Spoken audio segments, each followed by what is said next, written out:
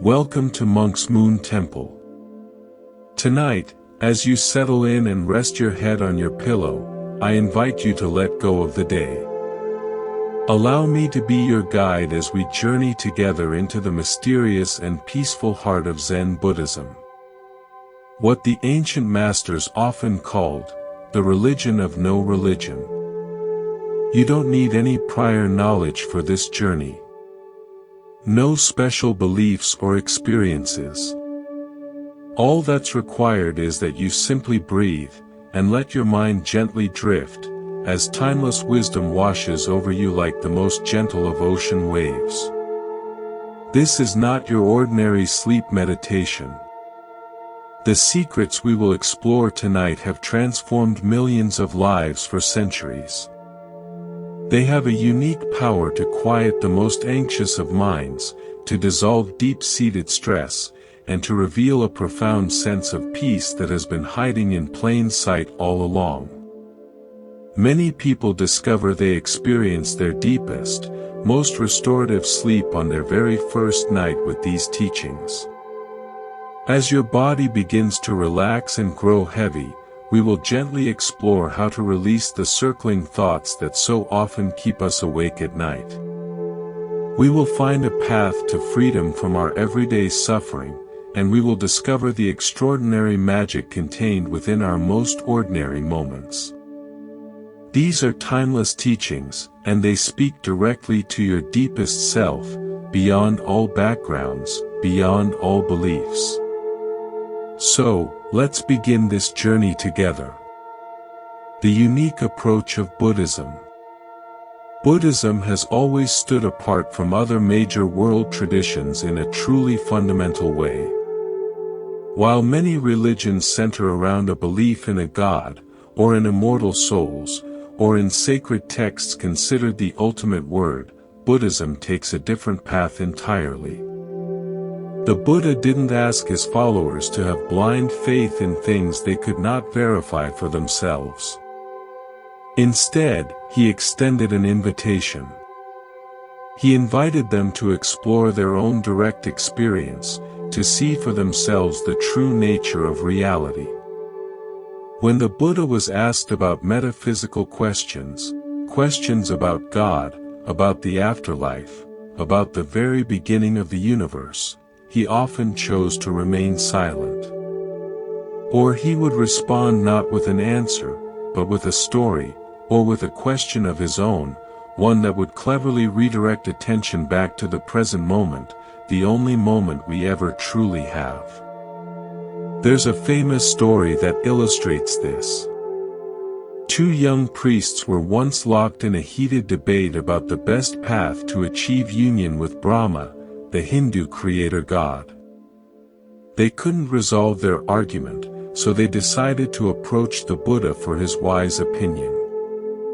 The Buddha listened, and then he simply asked them one question: has anyone, back to the 7th generation of your teachers, ever seen Brahma with their own eyes? When the priests had to admit that no one had, the Buddha declared their entire goal to be laughable, vain, and utterly empty. This wasn't because the Buddha denied the existence of gods entirely. Rather, he taught that such beliefs were ultimately irrelevant to the true path of liberation. Buddhism does acknowledge the existence of many gods, or devas. But these beings, while incredibly powerful and long-lived, are still subject to death and rebirth. They remain caught in the same endless cycle of existence as humans, just in more pleasant, more comfortable circumstances. The Buddha taught that even the highest gods, those who might think of themselves as eternal creators, are still bound by the universal laws of impermanence and suffering. Another story tells of a monk who ascends through the various heavens, asking each level of gods about the ultimate nature of reality. He finally reaches Brahma himself, the supreme deity, only to discover that even Brahma doesn't have the answers.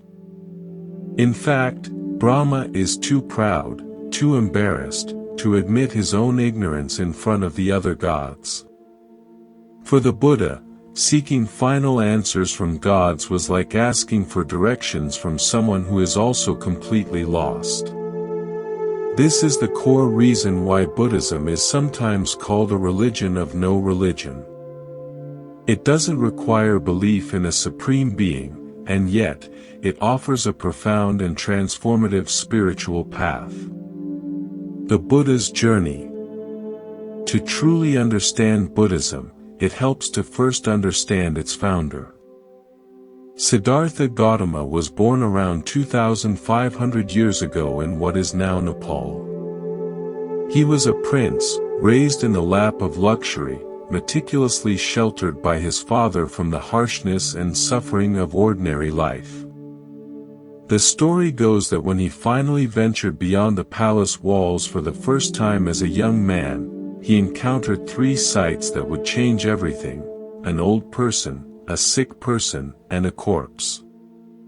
These stark revelations showed him the inescapable reality of suffering, a fate that awaits all beings.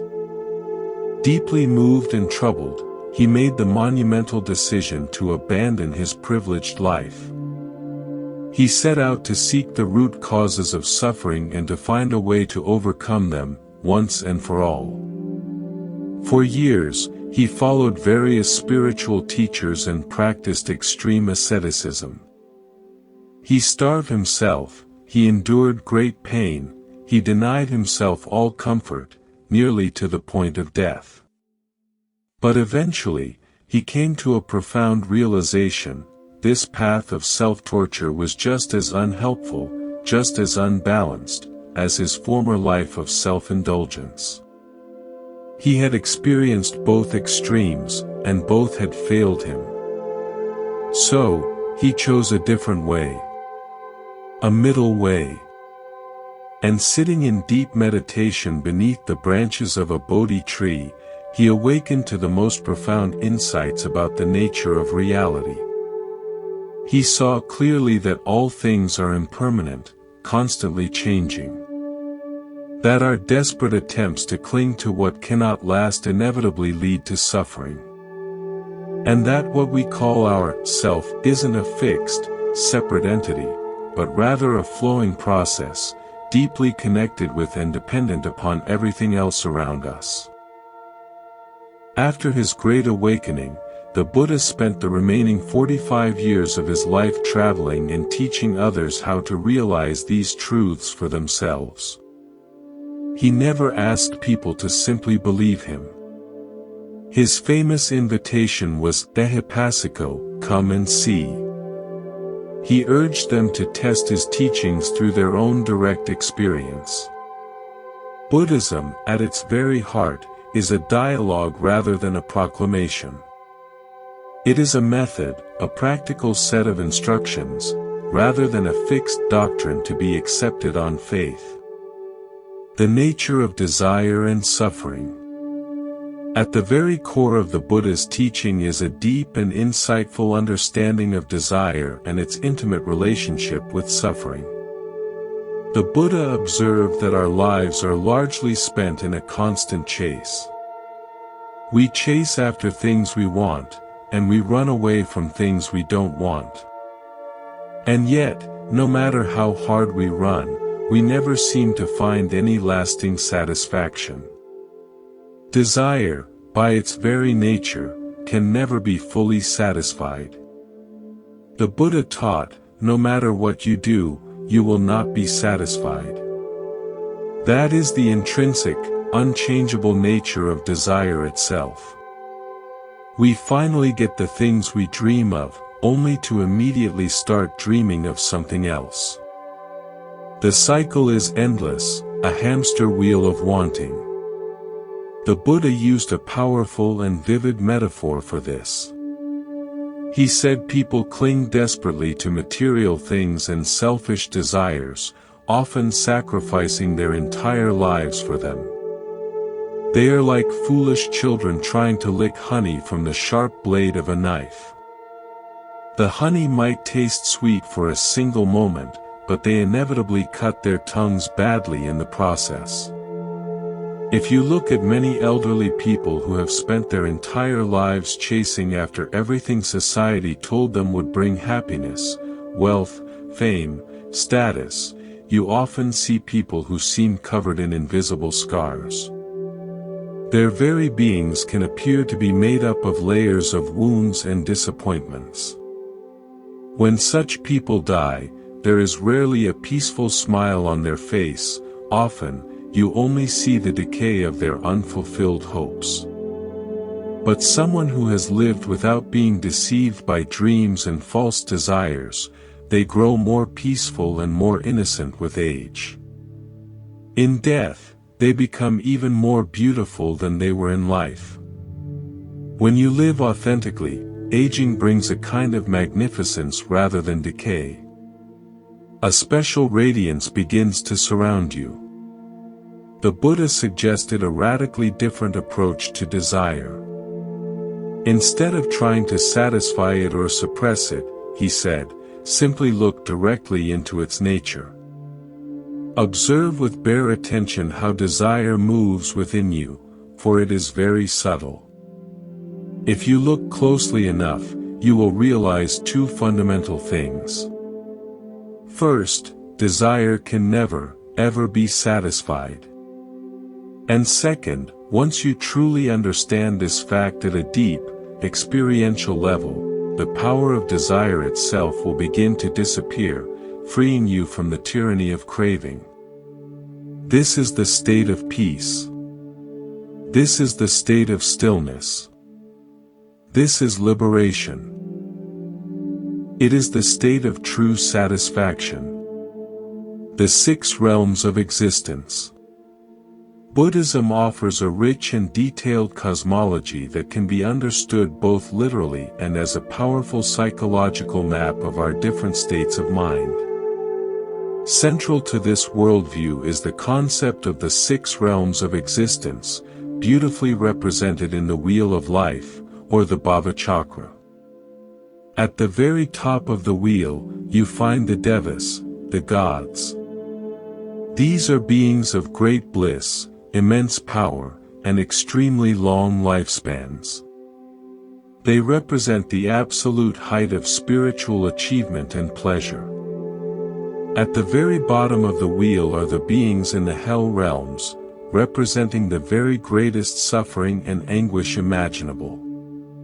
Between these two extremes are several other realms.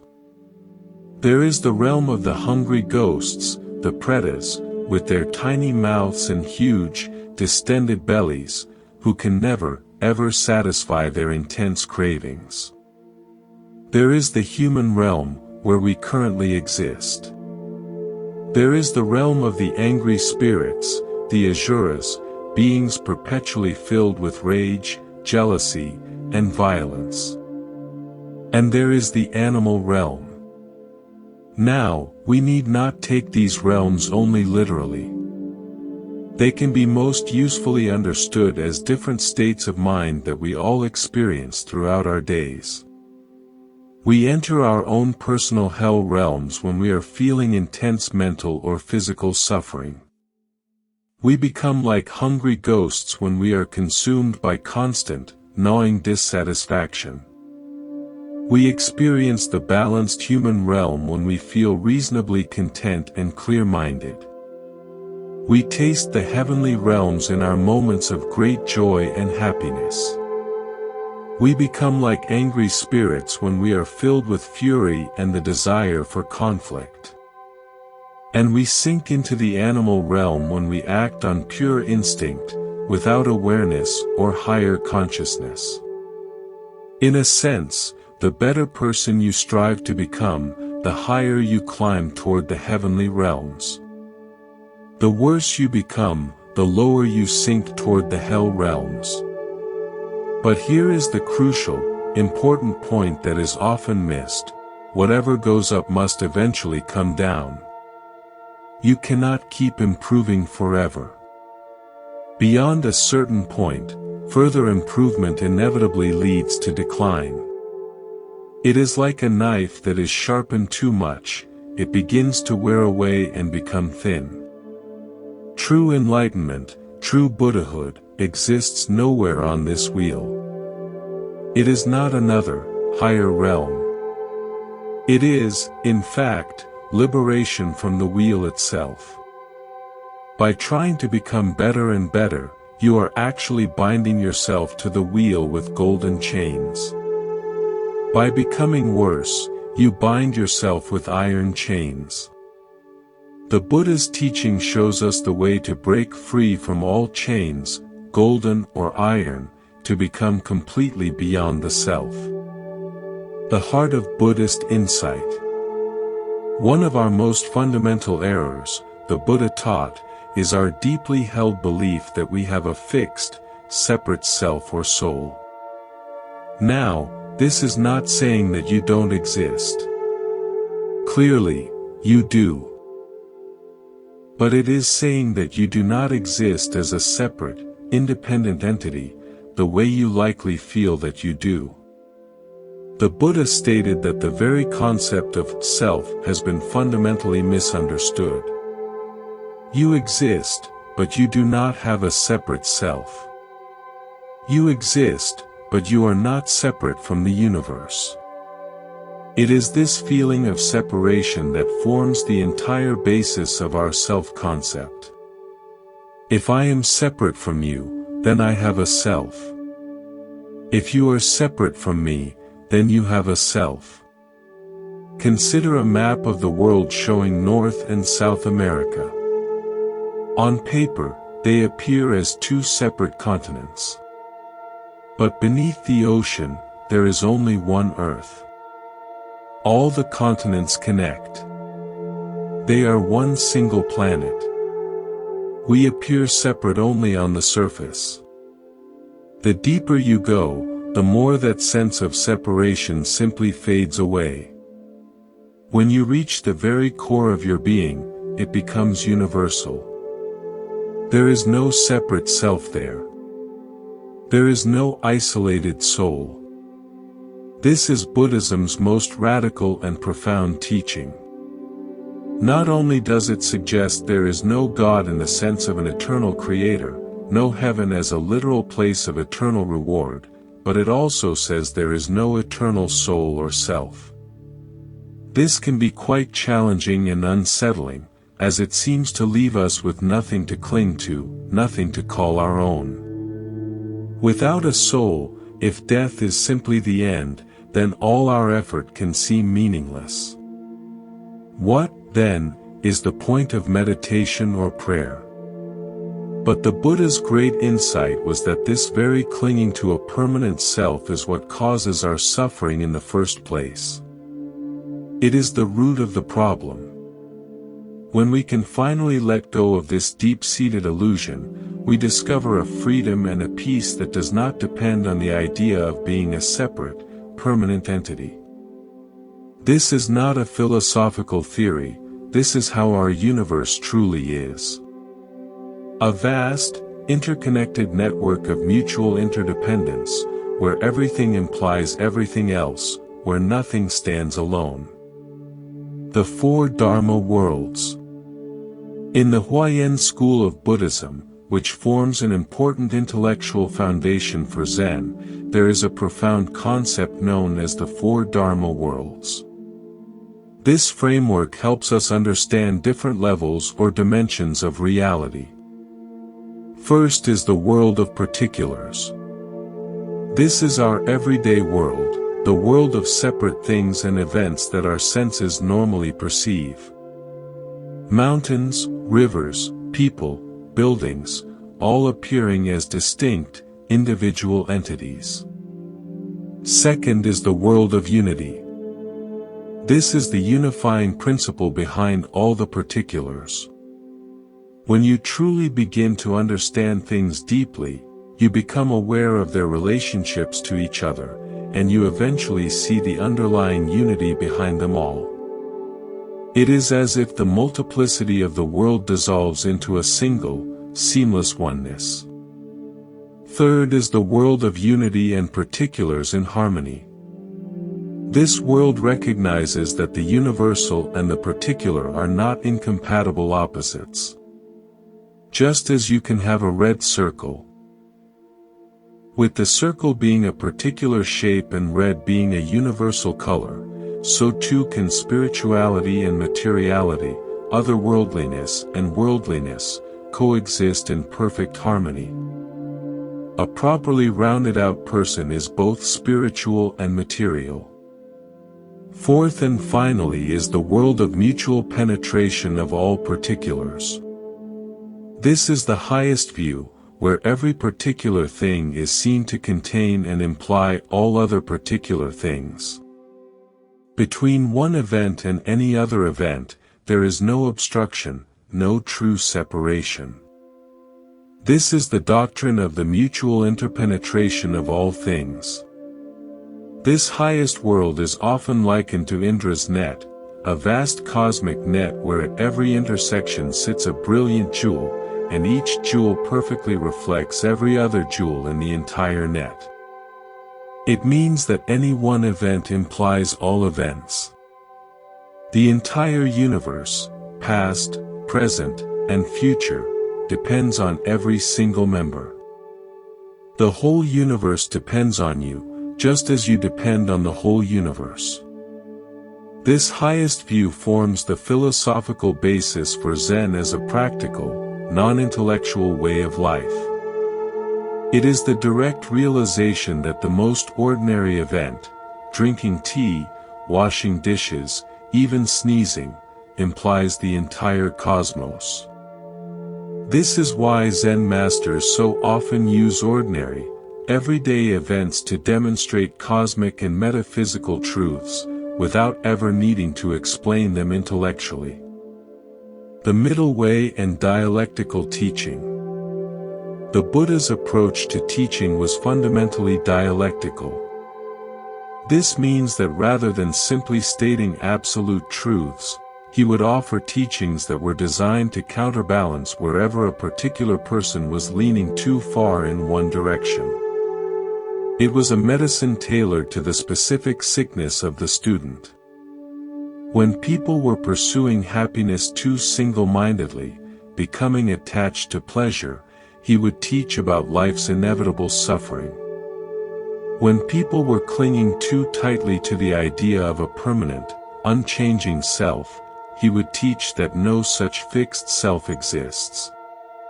But the ultimate truth, he showed, always lies in the middle way. Neither extreme suffering nor perfect happiness, neither an eternal self nor a complete non-self. This is why Buddhism is so often described as the middle way. It consciously and carefully avoids extremes of all kinds. The Buddha himself had personally experienced both extremes, the extreme of sensual indulgence as a pampered prince, and the extreme of harsh asceticism as a spiritual seeker. Finding both of these paths lacking, he discovered a balanced, moderate path that embraced both spiritual awareness and full engagement with the world.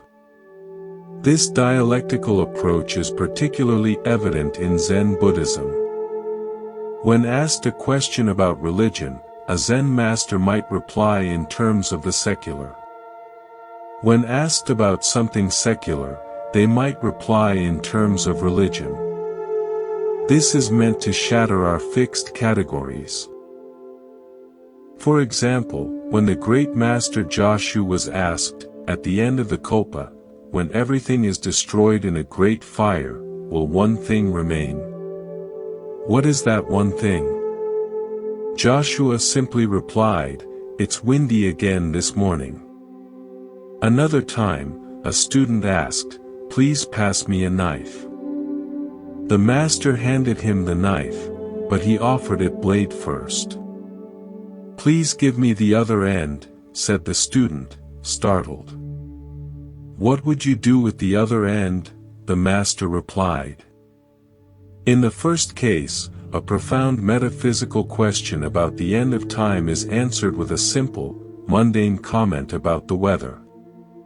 In the second, a simple, practical request for a knife instantly turns into a deep philosophical problem.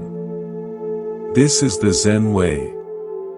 It is designed to break through our habitual, linear patterns of thinking and to point us directly toward immediate, direct experience.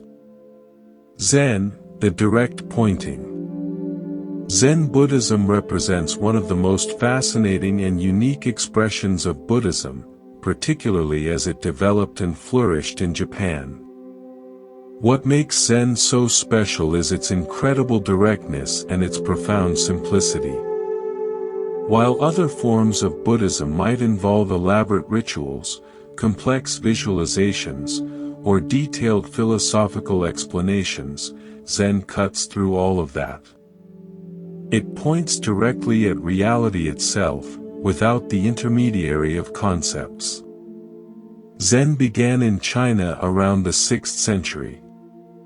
According to tradition, it was brought by an Indian monk named Bodhidharma, who carried a special teaching, beyond words and letters. This tradition eventually made its way to Japan, where it profoundly influenced nearly every aspect of the culture, the arts, the way of life, the very spirit of the people. The word Zen comes from the Japanese pronunciation of the Chinese word Chan, which in turn comes from the Sanskrit word dhyana, meaning meditation or deep absorption. But Zen is not just about sitting quietly. It is about bringing complete, undivided awareness to every single aspect of life, no matter how small or mundane. A famous Zen saying declares, before enlightenment, chop wood and carry water. After enlightenment, chop wood and carry water.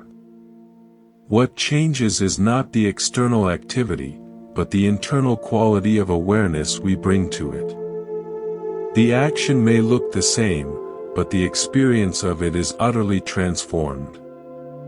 Zen teachers use a variety of clever methods to awaken their students from the trance of their habitual thinking. One primary approach involves presenting paradoxical statements or questions called koans. Questions like, what is the sound of one hand clapping, or, what was your original face before your parents were born? These questions cannot be answered through logical thinking. They are designed specifically to exhaust the rational, conceptual mind and to open the way for a direct, non-conceptual insight. Another fundamental method is zazen, just sitting in meditation. In zazen, you pay attention to your breath and your posture, you let thoughts and feelings arise and pass, without getting caught up in them or pushing them away. Unlike some meditation practices that focus on achieving special states of consciousness, Zen meditation is often described as just sitting. It is about being completely present, without seeking anything, without trying to become anything. Zen arts and ordinary life. One thing that clearly distinguishes Zen from other Buddhist traditions is its deep and beautiful artistic expression. Zen has profoundly influenced Japanese calligraphy, garden design, flower arrangement, ikebana, pottery, and the tea ceremony. These arts are not just decorative or for entertainment, they are practices that embody core Zen principles, simplicity, directness, naturalness, and a deep appreciation of imperfection. The Zen aesthetic often deliberately celebrates what is incomplete, asymmetrical, or impermanent. A roughly formed tea bowl, with its subtle irregularities and fingerprints, might be treasured far above a perfectly symmetrical, machine-made one. A Zen garden might deliberately incorporate weathered, moss-covered stones and sparse, minimalist arrangements to suggest the beautiful, transient nature of all things. This unique aesthetic is sometimes called wabi-sabi, finding a deep, melancholic beauty in imperfection and impermanence. What is so striking about this approach is how it finds the profound, the cosmic, in the most ordinary of activities.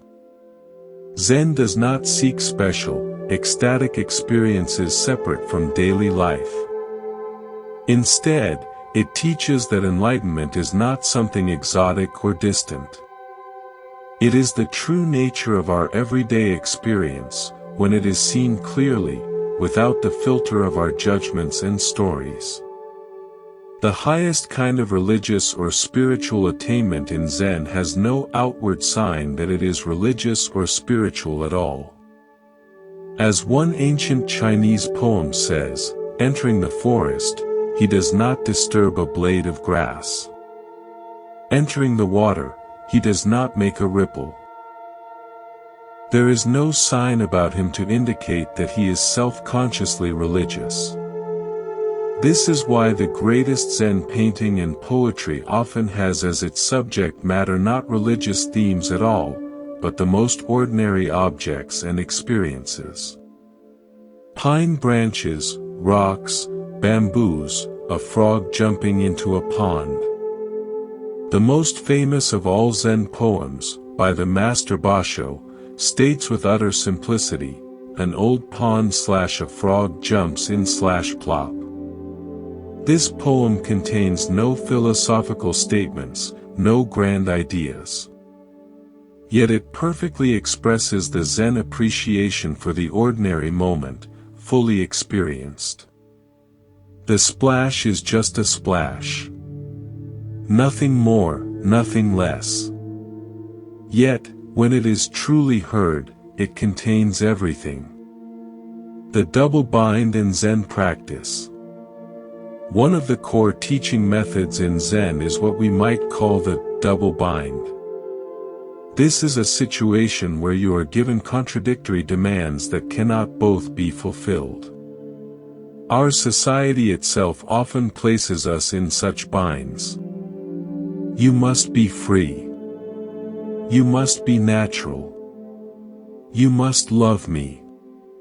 How can one possibly obey a command to be free or to be natural? The very act of trying creates an immediate contradiction. The Zen teacher deliberately places the student in such binds to bring about a breakthrough in understanding. For instance, the teacher might demand, "Show me your true self, right now." Any attempt you make to present yourself as genuine immediately becomes contrived and inauthentic. Yet, not trying at all is also a form of trying. The student is caught in an impossible situation, a psychic cul-de-sac. When you ask a Zen teacher to help you eliminate desire, which you see as the cause of your suffering, they will quickly point out that your desire to eliminate desire is itself still desire. If you try not to desire, you are, in fact, desiring non-desire. When you try to escape reality, you still feel it chasing you. And even trying not to escape becomes another, more subtle form of escape. This predicament in Zen is vividly described as a mosquito trying to bite an iron bull. It is a position of such psychic extremity that there is literally nothing you can do about it. And it is precisely when you find that there is nothing you can do, and also nothing you cannot do, about a given situation, that you can suddenly realize the fiction of being a separate ego. It simply doesn't exist, except as a figment of your imagination, a social convention you've agreed to play along with. This is why in Zen they say, when the wrong person uses the right methods work in the wrong way. You might practice meditation for years in order to become a Buddha, to gain enlightenment. But if you are approaching it with the wrong attitude, trying to gain something, to become something, you cannot possibly succeed. Your selfish intent defeats the very practice that is meant to free you from selfishness. The religion of no religion. The term religion of no religion perfectly captures the paradoxical quality of Zen. It is not that Zen rejects religion entirely. It is that it recognizes both the value and the limitations of all religious forms. A famous analogy in Buddhism is to think of religion as a raft, built for the purpose of crossing a river. When you reach the other shore, the shore of awakening, you don't carry the raft on your back. You leave it behind. It has served its purpose. But some people get so attached to the religious forms, the rituals, the beliefs, the doctrines, that they stay on the raft, going back and forth across the river endlessly, never actually stepping onto the shore. The religious teacher can become like a ferryman who never reaches the shore himself. Now, someone does need to return the raft to help others cross. This is the role of the teacher. But they must always remember that the true goal is getting people across and setting them free, not keeping them on the raft forever. When too many people crowd aboard, people start to mistake the means for the end. They worship the raft instead of using it for its intended purpose. In the famous series of Zen paintings called the 10 Ox-Herding Pictures, which depict the stages of spiritual development, the final image is particularly telling. It shows a person returning to the bustling marketplace with bliss-bestowing hands. Having attained enlightenment, which was represented in the earlier pictures, they have now returned to ordinary life to help others. But they have no outward sign of spiritual attainment. They appear completely ordinary, just like everyone else. This is the bodhisattva ideal, someone who has awakened to their true nature but chooses to return to the world of everyday life out of great compassion for all beings. As one Zen saying beautifully puts it, to return to the source is not the same as never having left. The truly enlightened person does not reject the world, but engages with it fully, from a perspective of deep wisdom and boundless compassion. The Zen master Linji once said something that shocks many people: if you meet the Buddha on the road, kill him. This shocking statement is not a call to violence. It is a powerful pointer to the danger of turning even the most sacred concepts, like the Buddha, into objects of attachment. True awakening involves letting go of all concepts and images, even the most holy ones. We must not cling to the finger pointing at the moon, we must look at the moon itself. The modern relevance of Zen. What makes Zen so appealing and relevant across so many different cultures is its profound universality. While it emerged from specific Buddhist traditions in Asia, its essential essence points to something recognized in many of the world's wisdom traditions. It points to the very real possibility of living with greater awareness, more presence, and freedom from our habitual, automatic patterns of thinking and reacting. In our hyper-connected, digitally saturated world, a world that is often profoundly disconnected at the human level, Zen's emphasis on simple presence offers a clear path toward greater wholeness and authenticity. We are so rarely truly present with what is happening right now. Our attention constantly bounces between regrets about the past and anxieties about the future, while the present moment, the only moment we ever actually experience, slips by unnoticed, unlived. A traditional Zen story addresses this directly. A man was running across a field when he suddenly encountered a tiger. Fleeing for his life, he came to a cliff and desperately climbed down a vine. Looking up, he saw the tiger still waiting for him at the top. Looking down, he saw another tiger waiting below. To make matters worse, two mice, one white and one black, began gnawing at the vine he was clinging to. At that very moment, he noticed a wild strawberry growing on the vine. Holding on with one hand, he picked the strawberry with the other and ate it. How sweet it tasted! This story is not about ignoring problems or being irresponsible. It is about our innate capacity to be fully present, even in the most difficult and precarious circumstances. The tigers represent the past and future that so often terrify us. The mice symbolize the passing of time, nibbling away at our lives. Yet, right now, in this very moment, there is a strawberry. The direct, vivid, immediate experience of being alive. Can we taste it fully, even while fully acknowledging our challenges? Digital distraction and Zen. In our modern world, we face a challenge the ancient Zen masters could never have imagined: constant digital distraction.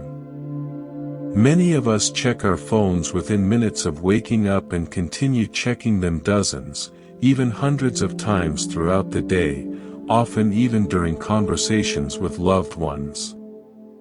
Studies show the average person checks their phone over 150 times daily, often without any conscious awareness of doing so. This constant fragmentation of our attention not only prevents us from being present but actually reshapes our brains, making sustained, focused attention increasingly difficult. A modern Zen approach to this might involve simply noticing the urge to check your phone without immediately acting on it. What is driving this compulsion? Is it a fear of missing out? Is it boredom? Is it anxiety? By bringing a gentle, non-judgmental awareness to this habit, we can begin to break its unconscious power over us. The Zen approach is not about demonizing technology. It is about bringing awareness to our automatic, unconscious habits. Most phone checking is driven not by genuine necessity, but by a restless, vague sense that something better, something more important, might be happening somewhere else. This is the very opposite of Zen's emphasis on finding the fullness and completeness of the present moment. Facing difficult emotions. Another domain where Zen practice offers profound insight is in our relationship with difficult emotions like anxiety, fear, and anger. Many of us go to great lengths to avoid uncomfortable feelings. We turn to distractions, substances, or constant busyness to numb ourselves. Yet, Zen suggests a radically different approach. Instead of trying to make anxiety go away, what if you got genuinely curious about it? Where exactly do you feel it in your body? What specific sensations are present? Does it stay the same, or does it change from moment to moment? When you stop fighting the anxiety and instead bring a kind, allowing awareness to it, you may discover something surprising. It isn't a solid, monolithic thing. It is a collection of changing sensations, perhaps tightness in your chest, shallow breathing, tingling in your hands. By observing these sensations with curiosity instead of fear, they no longer overwhelm you.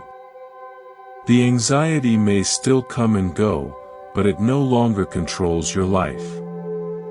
This approach reflects a fundamental Zen teaching: resistance creates suffering.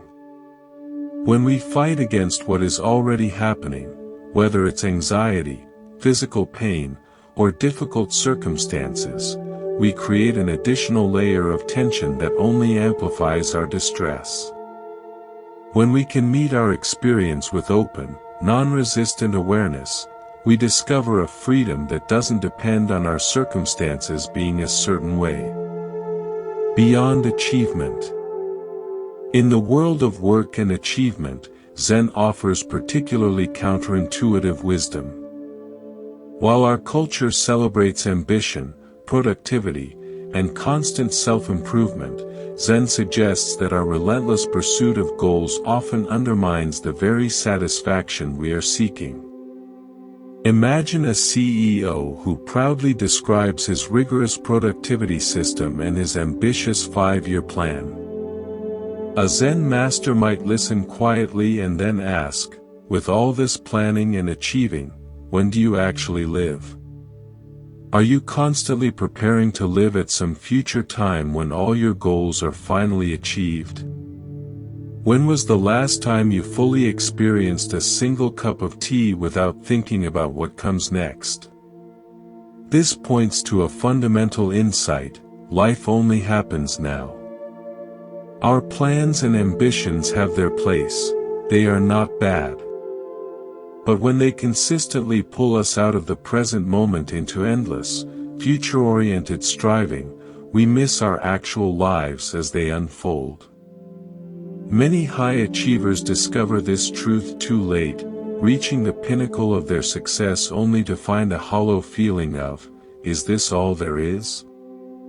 Zen does not tell us to abandon meaningful work or healthy ambitions. But it does invite us to hold them more lightly, to find our fulfillment in the process itself, rather than postponing our sense of aliveness until some future achievement is unlocked. Zen and mortality. Another area where Zen offers uniquely valuable insights is in our relationship with aging, illness, and mortality. Our modern culture often treats these natural processes as problems to be solved, as enemies to be fought with every weapon of science and medicine. This attitude creates tremendous suffering when we inevitably encounter them. A hospice nurse who practiced Zen once shared how her practice transformed her work with dying patients. While her medical training had taught her to see death as a failure to be prevented at all costs, Zen taught her to see it as a natural transition, one that could be approached with awareness, dignity, and compassion. She recounted sitting with a man in his final hours. Instead of filling the space with nervous chatter or frantic medical procedures, she simply sat in quiet presence, attuned to his breathing, fully with him. At one point, he opened his eyes and whispered, "Thank you for not being afraid to be here with me." Those simple words revealed how our own fear of mortality often prevents us from being fully present with those who need us most in their final moments. Zen does not offer easy, comforting answers about death, nor does it eliminate our natural fear of it. Instead, it invites us to look directly at the reality of impermanence, rather than pushing it away. By becoming intimate with the truth that nothing lasts forever, not our possessions, not our relationships, not our bodies, not our identities, we can appreciate the preciousness of each moment and live with less fear and less grasping. This perspective can be particularly powerful at the end of life. Someone who has lived without being deceived by dreams and false desires grows more peaceful and innocent with age. In death, they become even more beautiful than in life. When you live authentically, aging brings a kind of magnificence rather than decay. A special radiance surrounds you, and you become like a temple of something eternal and absolute. This is how life should unfold, a journey of genuine growth and evolution. If aging makes you bitter and ugly, it suggests you've spent your life licking honey from knife blades. You've been wounded repeatedly by your own desires. Old age becomes dry and tedious, and few can face death peacefully because people so rarely live with true awareness. If someone truly lives, like a candle burning brightly from both ends, their death becomes something beautiful to witness. You'll see their life shine brightest at the very end. In their final moments, they become like a powerful flame.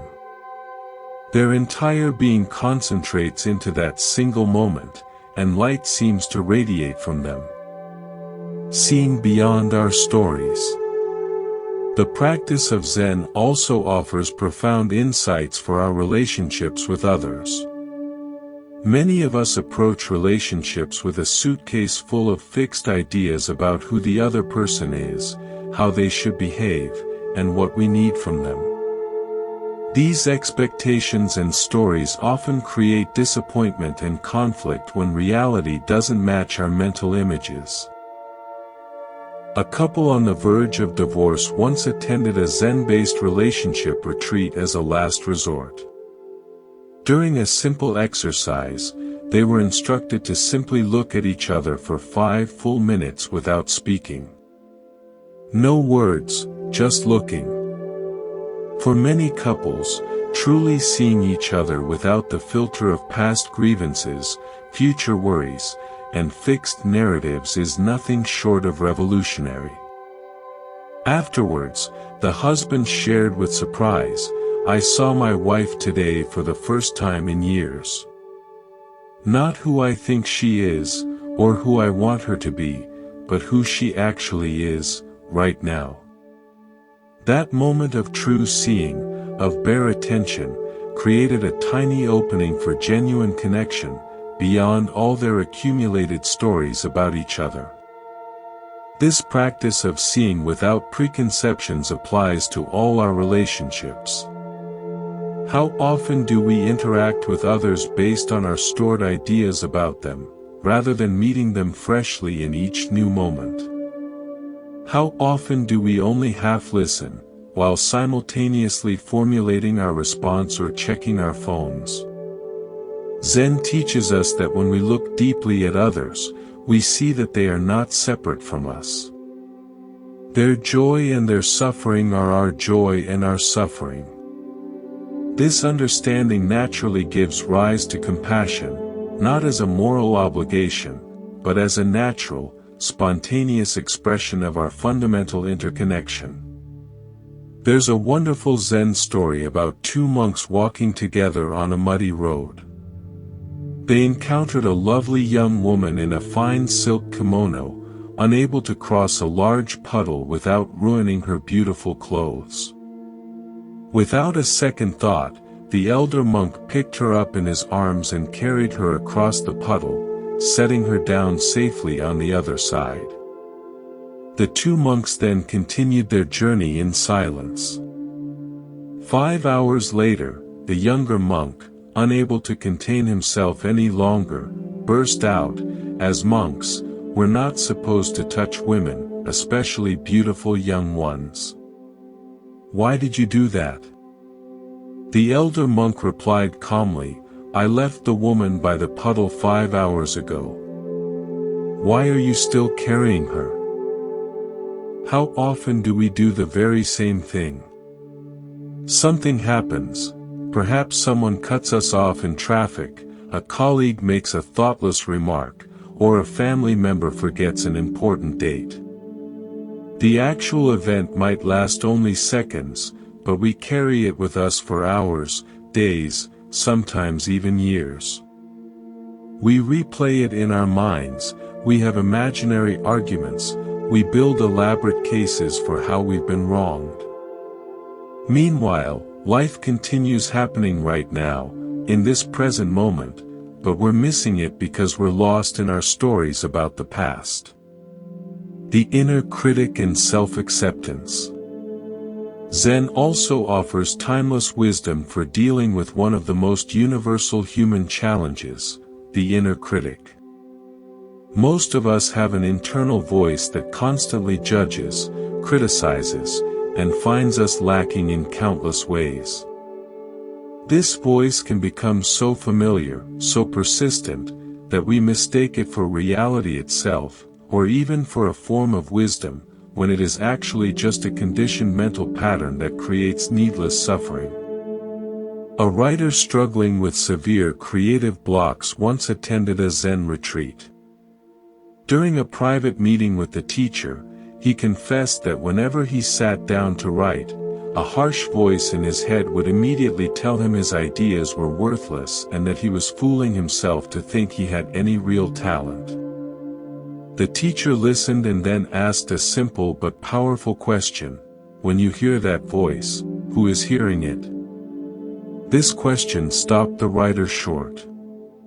He realized that there was an awareness in him that could observe this critical voice, rather than being completely identified with it. There was a space between him and the thought. The teacher then suggested that each time the critical voice arose, he should simply note, thinking, and then gently return his attention to his breath before continuing to write. This simple practice created just enough space for the writer to recognize that the inner critic was not the truth about him, but merely a conditioned thought pattern. By neither fighting against it nor believing it, he found the freedom to create despite its continuing presence. This approach to the inner critic illustrates a fundamental Zen insight: we are not our thoughts. Thoughts arise and pass in the mind like clouds in the sky. But the sky itself, our basic awareness, remains spacious, clear, and untouched by the clouds that pass through it. By learning to identify with the awareness itself, rather than with the ever-changing contents of our thinking, we find a profound freedom from the tyranny of self-judgment. The freedom of simplicity. The wisdom of Zen also applies beautifully to how we relate to possessions and consumption. Our consumer culture constantly bombards us with messages that we need more clothes, more gadgets, more exotic experiences, to be happy.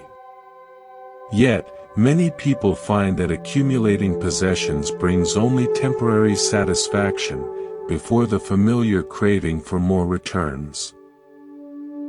A successful businessman who practiced Zen shared his experience of consciously downsizing from a large house filled with expensive belongings to a simple apartment with only what he truly needed and valued. The process, he explained, wasn't about aesthetic self-denial or austerity for its own sake.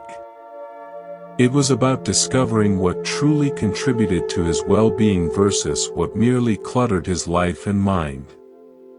He found that with fewer possessions requiring maintenance, insurance, and mental energy, he experienced a greater sense of freedom and clarity. His practice became simply noticing the impulse to acquire new things and questioning whether they would genuinely enrich his life or simply add more complexity and distraction. This approach reflects the Zen aesthetic of simplicity, not as a rigid standard of minimalism, but as a natural expression of knowing what truly matters. When we are not constantly chasing after the next thing to buy or achieve, we can appreciate what we already have more fully. Psychologists have observed that people who feel powerless internally often try to compensate by buying expensive external things. If someone feels weak inside, they might desperately want the fastest, most powerful car they can find. Their inner strength has faded, so they try to replace it with something external. They feel powerful when the car speeds down the highway. In a sense, they become the car. For years, psychologists have also noted that people with deep, often unconscious feelings of unworthiness frequently have the biggest ambitions. It's been said that nobody goes into politics unless they're trying to prove something to themselves. Politicians often seem to feel inferior inside and can't bear that feeling. They need to prove their importance to the world because they don't truly believe in their own inherent worth. Whatever you lack on the inside, you will try to gather from the outside world. But if you are complete within yourself, if you are at peace with who you are, you can simply relax in your own peaceful presence. Only then can you truly see your own beauty and know who you really are, beyond all achievements and possessions. The origin and evolution of Zen. To understand Zen more deeply, it helps to explore its historical origins and see how it evolved as it traveled across different cultures. Zen didn't appear suddenly or in isolation. It emerged from the rich soil of Buddhist thought and practice that had been developing for over 1,000 years. Buddhism originated in India with Siddhartha Gautama, the historical Buddha, around the 5th century BCE. As Buddhism spread across Asia, it naturally adapted to the different cultures and environments it encountered. By the time it reached China in the 1st century CE, Buddhism had already developed various schools and philosophical approaches. The particular form of Buddhism that would eventually become Zen began with the legendary figure of Bodhidharma, an Indian monk who is said to have arrived in China around the 5th or 6th century CE. According to tradition, when Bodhidharma met with the Chinese emperor, who proudly listed all the temples he had built and the good deeds he had done, Bodhidharma bluntly told him, "No merit whatsoever." This shocking response perfectly illustrated the Zen approach, cutting through conventional, transactional ideas of religious practice to point directly at the heart of awakening. Bodhidharma is credited with bringing a tradition of direct, mind-to-mind transmission, outside the scriptures. When asked what he taught, he is said to have replied, "A special transmission outside the scriptures, not founded upon words and letters, directly pointing to the human mind, seeing into one's nature and attaining Buddhahood." In China, this tradition became known as Chan Buddhism. It blended Indian Buddhist teachings with Chinese philosophical traditions, particularly Taoism, which emphasized naturalness, spontaneity, simplicity, and harmony with the flow of nature. This unique synthesis created a distinctly Chinese form of Buddhism that valued direct experience over theoretical knowledge. Chan Buddhism flourished during the Tang dynasty, 618 to 907 CE, a period considered the golden age of Chinese culture. Great masters like Huainan, Mazu, Lingji, and Zhaozhou developed distinctive, often startling teaching styles that employed surprising tactics to break through their students' conceptual thinking. When Chan Buddhism was later transmitted to Korea, where it became known as Seon, and then to Japan in the 12th century, where it became known as Zen, each culture added its own unique flavor to the practice. In Japan, particularly, Zen influenced nearly every aspect of culture, from architecture and garden design to pottery, painting, calligraphy, and even the mindful performance of everyday activities like serving tea or arranging flowers. Today, Zen has spread worldwide and continues to evolve as it encounters new cultures and modern contexts. While maintaining its essential focus on direct experience, Zen adapts its forms and practices to meet the needs of contemporary practitioners in diverse settings. Different schools of Zen. Within the broader Zen tradition, different schools have emerged over the centuries, each with their own particular emphasis and approach. In Japan, the two main schools are Rinzai and Soto, with a third, smaller school called Obaku. Rinzai Zen, founded by the Chinese master Lingji, Rinzai in Japanese, emphasizes the possibility of sudden awakening and makes extensive use of koans, those paradoxical questions or statements designed to break through conceptual thinking. In Rinzai training, a student might sit for years working on a single koan, such as, "What is the sound of one hand clapping?" The breakthrough experience, called Kensho or Satori, is a moment of direct insight into one's true nature. Soto Zen, founded by the great master Dogen in the 13th century, emphasizes just sitting, shikantaza, without any particular goal or technique. While Rinzai practice can often feel more dynamic and confrontational, Soto practice tends to be more gentle, quiet, and gradual. Dogen taught that meditation is not a means to become enlightened, but rather the very expression of enlightenment itself. Practice and enlightenment are one, he insisted. Obaku Zen, the third and smallest school, was introduced to Japan in the 17th century. It incorporated elements of Pure Land Buddhism, including the chanting of the Buddha's name, Nembutsu, into Zen practice. Despite these differences, all schools of Zen share the fundamental recognition that awakening is not something to be achieved in the future. It is our natural state, when we stop obscuring it with our constant thinking, striving, and conceptualizing. The role of teachers and lineage in Zen. In Zen, the relationship between teacher and student holds a special, crucial place. Unlike some religious traditions that rely primarily on sacred texts for authority, Zen emphasizes direct, personal transmission from one awakened mind to another. This is often called warm hand to warm hand transmission. This doesn't mean that Zen rejects scriptures. Zen monasteries traditionally have extensive libraries, and monks thoroughly study Buddhist texts. But Zen recognizes that intellectual understanding alone, no matter how profound, does not lead to awakening. Something more immediate, more experiential, is needed, the living presence of a teacher who embodies the teaching in their very being. The traditional Zen lineage claims an unbroken succession of teachers going all the way back to the Buddha himself. The story goes that once, while giving a talk, the Buddha didn't speak. He simply held up a single flower.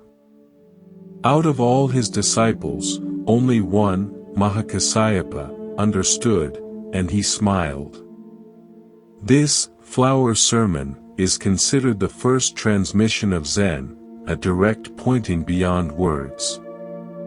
This emphasis on lineage ensures that Zen remains a living tradition, rather than a fossilized set of ideas.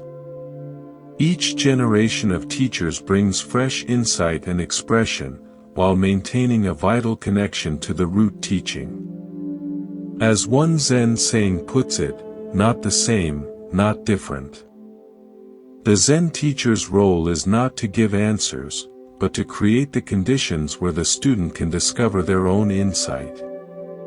This often involves skillfully frustrating the student's attempts to grasp Zen intellectually or to use spiritual practice as a way of improving or protecting the ego. A true Zen teacher is like a clean mirror, reflecting the student back to themselves without distortion. The teacher might appear to be harsh or kind, challenging or supportive, but their fundamental concern is always the student's awakening, not their comfort. Finding an authentic teacher has traditionally been considered essential in Zen. While books and recordings can provide valuable information, they cannot offer the kind of immediate feedback, personalized challenge, and living transmission that comes from working directly with a teacher. However, as Zen has spread globally, new forms of practice and teaching have emerged to make the tradition more accessible to those who might not have access to a traditional teacher in a monastery. The practice of Zazen. At the very heart of Zen practice is Zazen, or seated meditation. Unlike some forms of meditation that focus on achieving altered states of consciousness or cultivating particular qualities like loving kindness, Zazen is often described simply as just sitting. In Soto Zen particularly, the emphasis is on shikantaza, just sitting, without any technique or goal. You simply take a stable, dignified posture, traditionally sitting cross-legged on a cushion, zafu, with your spine erect, your hands forming a cosmic mudra, and your eyes slightly open with a soft gaze lowered. And then you just sit.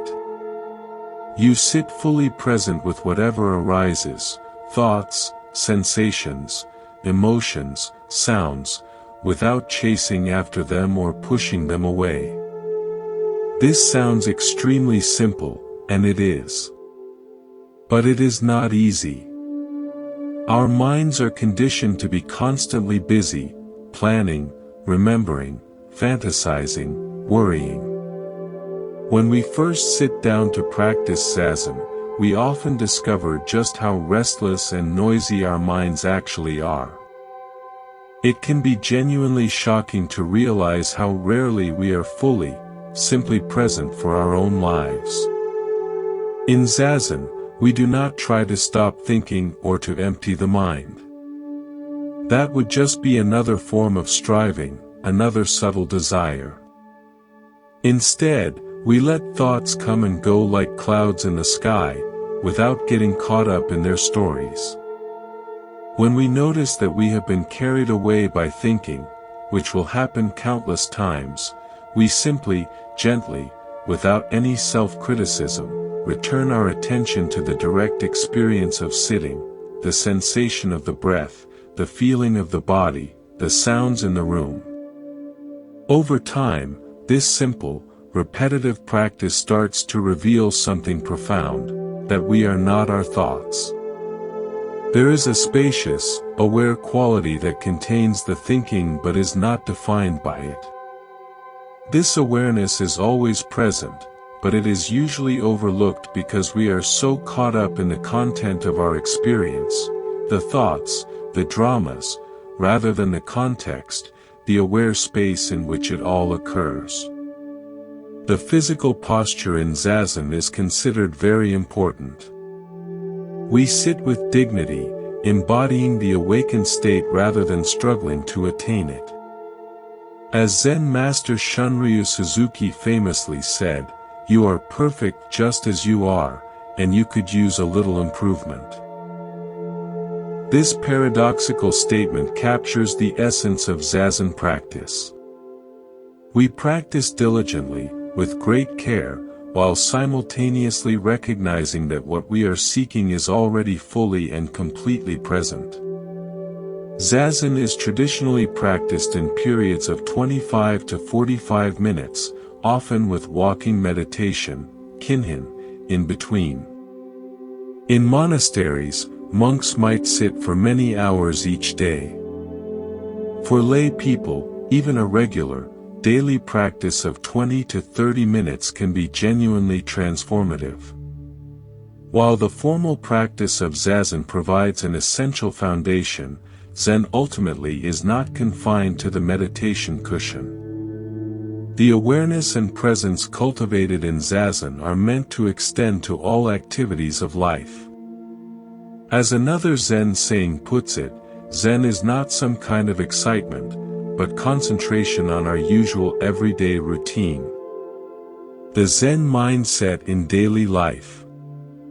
The ultimate aim of Zen practice is not to have special, mystical experiences during meditation, but to bring the qualities of awareness, presence, and compassion into every aspect of our daily life.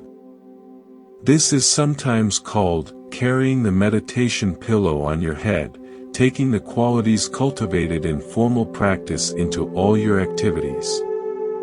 One way Zen practitioners work with this is through mindful attention to the most mundane, everyday tasks. Cooking, cleaning, gardening, even using the bathroom, all become opportunities for practice. This isn't about making these activities special or spiritual. It's about being fully present for them, just as they are. There's a famous Zen story about a monk who asked his teacher, "How do you practice Zen?" The teacher replied, "When you're hungry, eat. When you're tired, sleep." The monk, confused, responded, "But that's what everyone does." The teacher smiled and said, "No, it isn't. Most people eat while thinking about 100 other things. They sleep while dreaming of 1,000 things. They don't just eat, and they don't just sleep." This story highlights the crucial difference between simply performing actions and being fully, completely present for them. Most of us move through our days on a kind of autopilot, lost in thoughts about the past or future, rarely experiencing the richness and aliveness of the present moment. Zen practice is an invitation to wake up from this trance, to discover the vividness that is always available in our ordinary experience. This doesn't require changing what we do. It requires changing how we do it, with full, undivided awareness rather than with scattered, divided attention. The Vietnamese Zen teacher Thich Nhat Hanh developed the beautiful concept of mindfulness bells. He suggested using everyday cues, like the ringing of a telephone, or a red traffic light, or the ping of a new email, as reminders to return to present moment awareness. Any recurring event in your day can serve this purpose. Walking through a doorway, turning on a faucet, waiting for a computer to boot up. Each of these can become a gentle invitation to return to the here and now.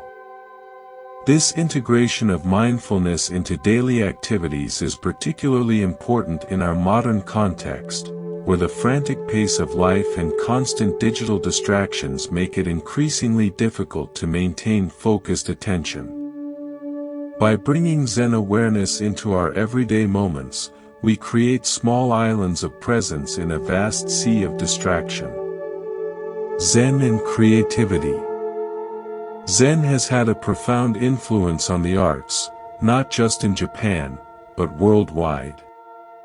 The Zen approach to creativity, however, is quite different from the Western concept of self-expression.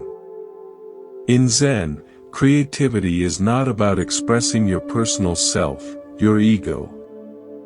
It's about getting the self out of the way, to allow something more universal, more spontaneous, to emerge. In traditional Zen arts like calligraphy, painting, pottery, and flower arrangement, years of rigorous technical training are absolutely required. But the final, essential step is always to let go of the technique, to forget the self, and to allow a spontaneous expression to flow forth. It is only when the artist disappears that true art emerges. This beautiful paradox is captured in the concept of the controlled accident. The Zen artist isn't trying to impose their will forcefully on the materials. Rather, they are working with the inherent qualities of the material, the flow of the ink, the texture of the clay, the natural shape of the branch, allowing something unexpected and authentic to emerge.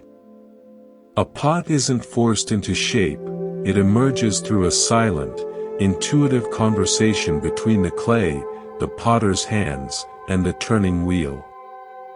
Zen-influenced arts often deliberately celebrate imperfection and transience. A crack in a treasured tea bowl might be highlighted with gold lacquer, kintsugi, rather than hidden. A flower arrangement might include a dying leaf or a bent branch, to honestly acknowledge the impermanence of all things.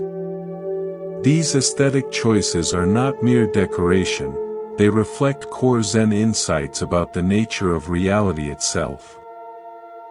The influence of Zen on creativity extends far beyond traditional Asian arts. Artists, writers, and musicians as diverse as John Cage, Agnes Martin, Gary Snyder, and Leonard Cohen have drawn deep inspiration from Zen. The beat poets of the 1950s were particularly influenced by Zen's emphasis on spontaneity, immediacy, and direct experience. For anyone engaged in creative work, Zen offers valuable insights. The emphasis on process over outcome, on working with rather than against your materials, and on allowing rather than forcing, all of these can transform our relationship with creativity. Most importantly, Zen reminds us that true creativity is not something we possess, but something we participate in when we get out of our own way.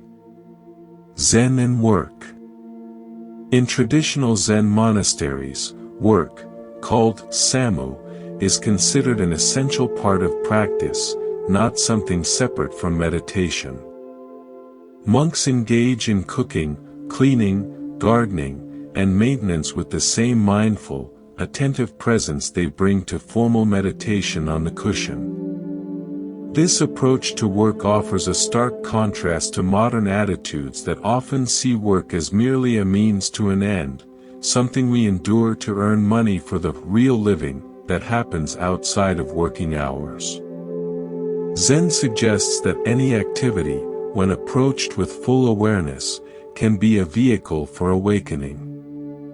The key is to focus on the work itself, rather than being preoccupied with its results or rewards. When we are fully engaged in a task, giving it our complete, undivided attention, something subtle but significant shifts. The artificial boundary between the worker and the work begins to dissolve, and we can enter what psychologists now call a flow state, a condition of optimal experience where we are completely absorbed in what we are doing. Zen master Thich Nhat Hanh suggests using the breath as an anchor while working. Breathing in, I know I am breathing in. Breathing out, I know I am breathing out. This simple practice helps prevent our minds from wandering into worries about the future or ruminations about the past, keeping us grounded in the present moment reality of our task. Another Zen approach to work involves doing one thing at a time, with full attention. In a culture that often celebrates multitasking, Zen reminds us that our attention is inherently limited.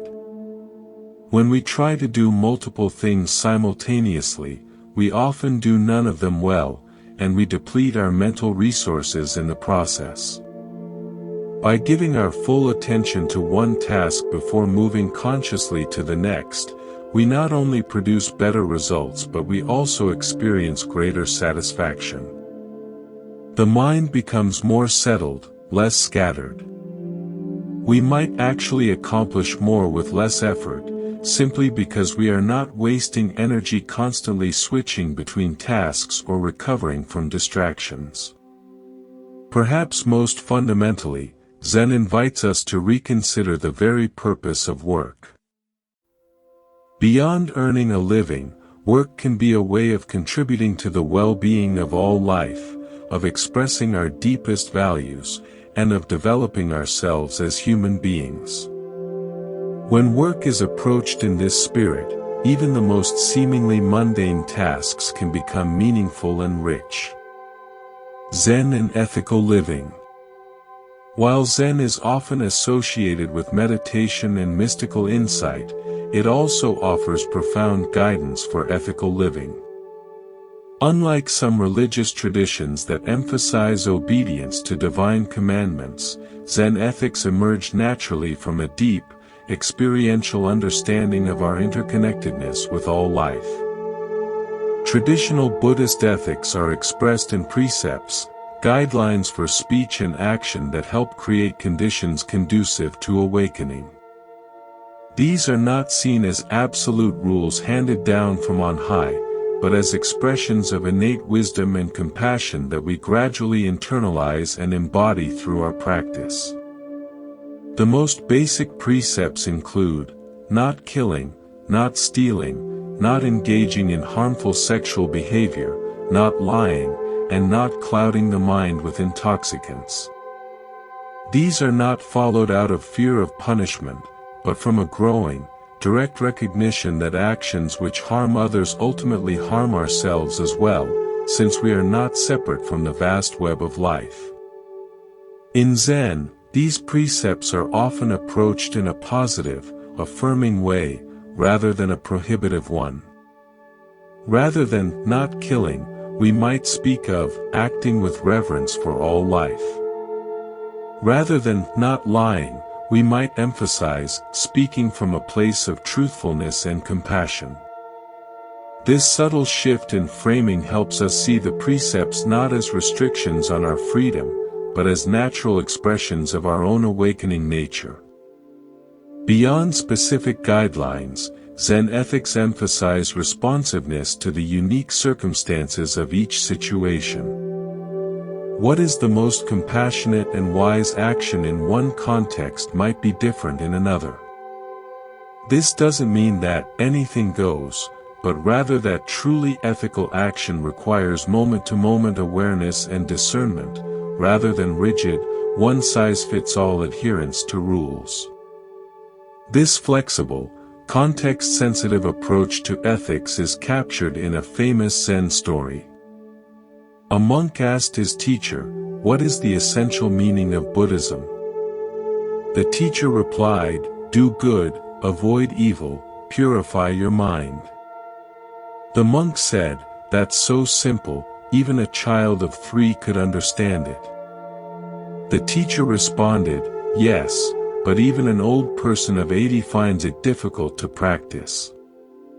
The story reminds us that ethical understanding is simple in theory, but ethical living requires ongoing, moment-to-moment practice and attention.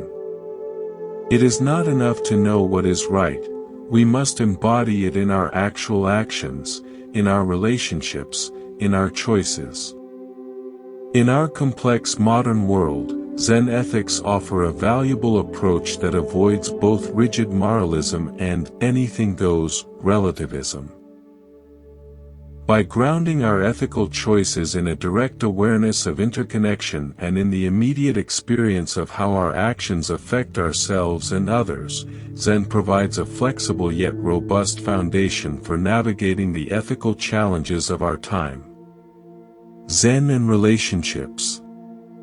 Relationships provide some of our greatest joys and also our most challenging difficulties.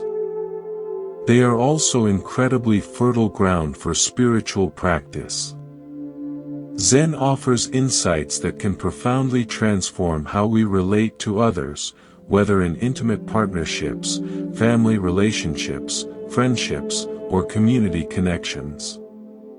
One core Zen teaching is that there is no separate, independent self. When we truly begin to understand this, not just as an idea but as a lived experience, we recognize that the boundaries we perceive between ourselves and others are more fluid, more permeable, than we typically assume. This doesn't mean we lose our individuality or personality. Rather, we see our individuality in a larger context of interdependence. From this perspective, the common, often unconscious question, "What can I get from this relationship?" naturally begins to shift to, "How can this relationship help all involved to awaken and flourish?" Rather than seeing relationships as transactions where we try to maximize benefits and minimize costs for ourselves, we can begin to approach them as shared journeys of mutual growth and discovery. Zen practice also helps us become more fully present in our relationships. How often are we physically with someone but mentally elsewhere? Thinking about work, planning what to make for dinner, or scrolling absently through social media. This divided attention prevents genuine, deep connection from occurring. When we bring mindful, undivided awareness to our interactions, something deeper and more meaningful becomes possible. A simple practice for mindful communication is to truly listen when others speak. Most of us listen only partially, at best. We are often formulating our response, our defense, or our story while the other person is still talking. Zen suggests listening completely, with our whole being, giving our full attention to understanding not just the words being spoken, but the person who is speaking them. When we listen in this deep, receptive way, people feel truly seen and heard, which in itself can be a deeply healing experience. Another valuable Zen approach to relationships involves non-attachment to our fixed ideas about others. We all have a tendency to create mental images of the people in our lives. She's always so critical. He never listens to me. They're so self-centered. These images may contain a kernel of truth, but they also severely limit our ability to see the person freshly in each new moment and to recognize their capacity for change and growth.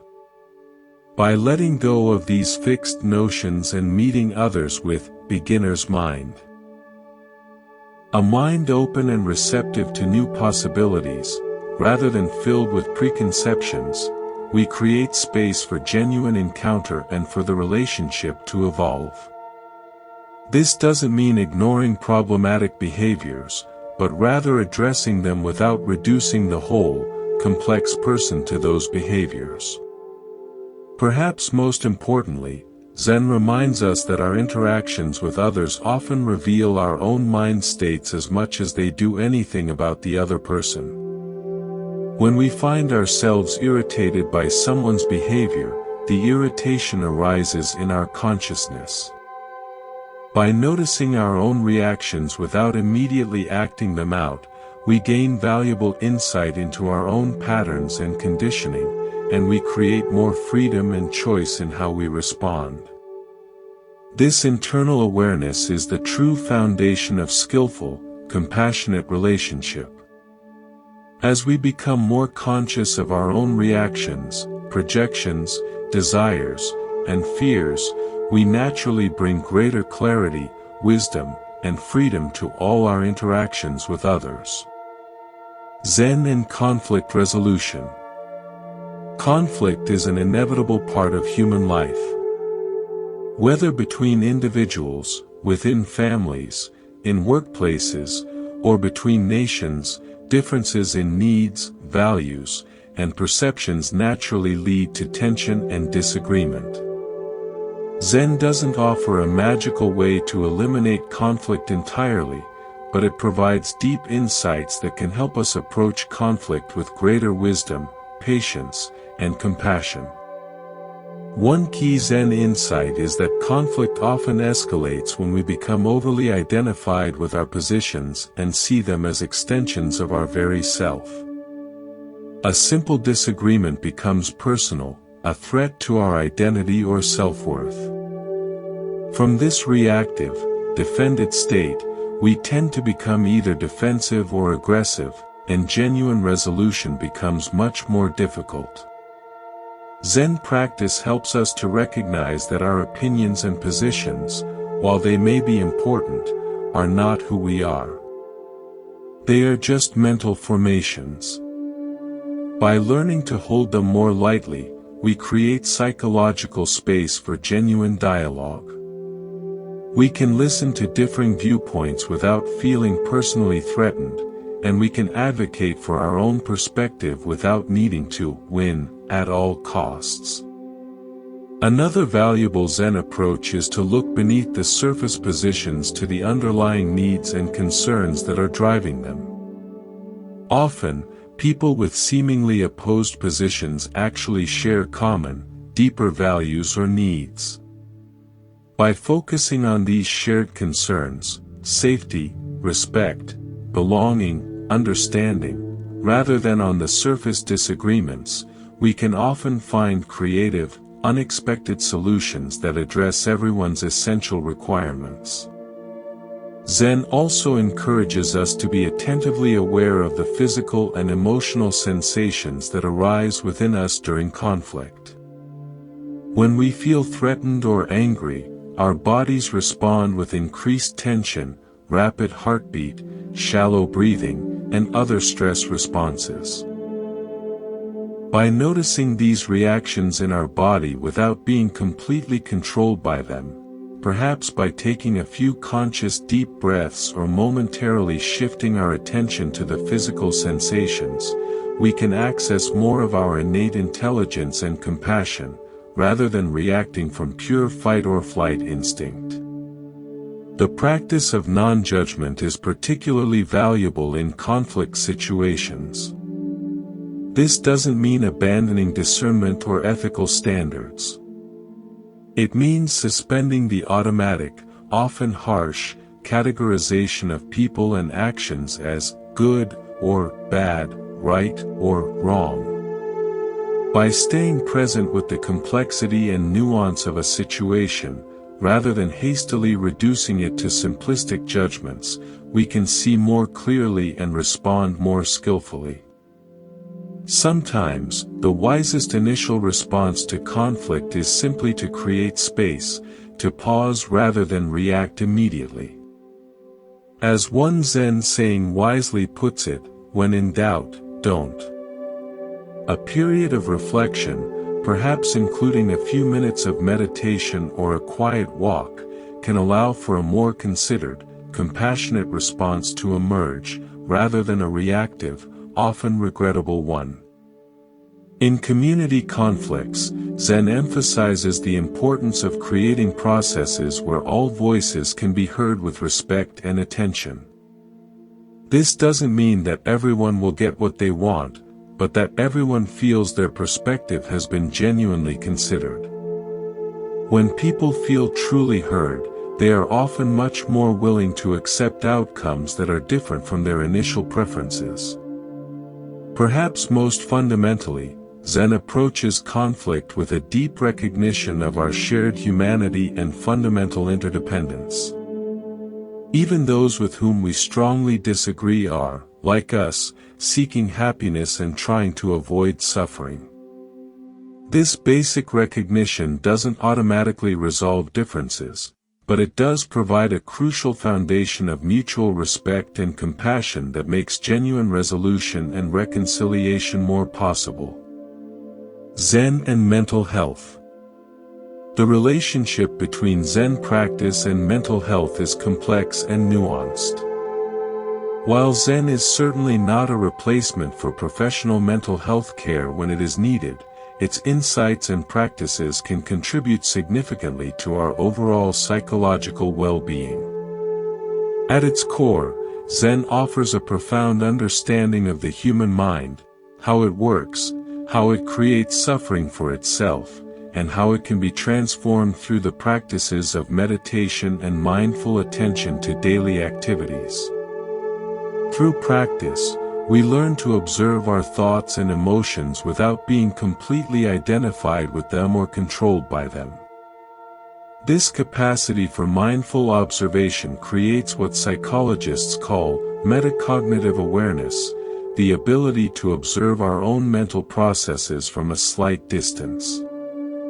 This awareness gives us more choice, more freedom, in how we respond to our thoughts and emotions, rather than reacting to them automatically and unconsciously. For example, when anxiety arises, instead of being completely caught in the anxious thoughts and physical sensations, we can learn to notice, anxiety is present, and relate to it with some spaciousness and curiosity. Similarly, when negative self-talk emerges, "I'm not good enough, I always mess things up," we can learn to recognize these as passing thoughts, rather than accepting them as absolute truths about ourselves. Zen practice also helps us develop greater acceptance of our difficult experiences.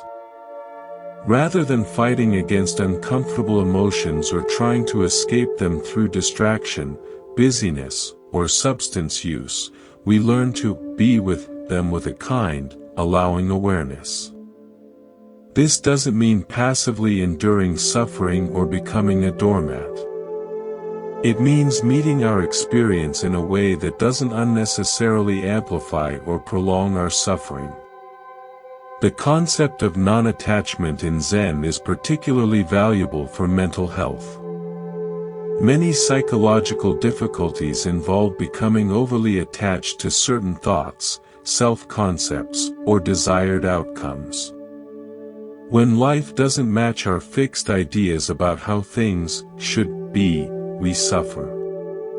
By learning to hold our thoughts, stories, and expectations more lightly, we become more flexible, more adaptable, and more resilient in the face of life's inevitable changes and challenges. Zen's emphasis on present moment awareness can be especially helpful for those struggling with rumination, being stuck in the past, or worry, being anxious about the future. These mental patterns can be incredibly draining and debilitating. By gently, repeatedly returning our attention to the direct experience of the present moment, the feeling of the breath, the sensations in the body, the sounds around us, we can interrupt these unproductive thought cycles and reconnect with the simple, direct experience of being alive right now. The integration of mind and body in Zen practice is another aspect that supports mental health. Our mental states are intimately connected with physical sensations in the body. Body-based practices like mindful breathing, walking meditation, or mindful movement help us work with psychological challenges at the somatic level, rather than just at the cognitive level. Sometimes, calming the body is the most direct way to calm the mind.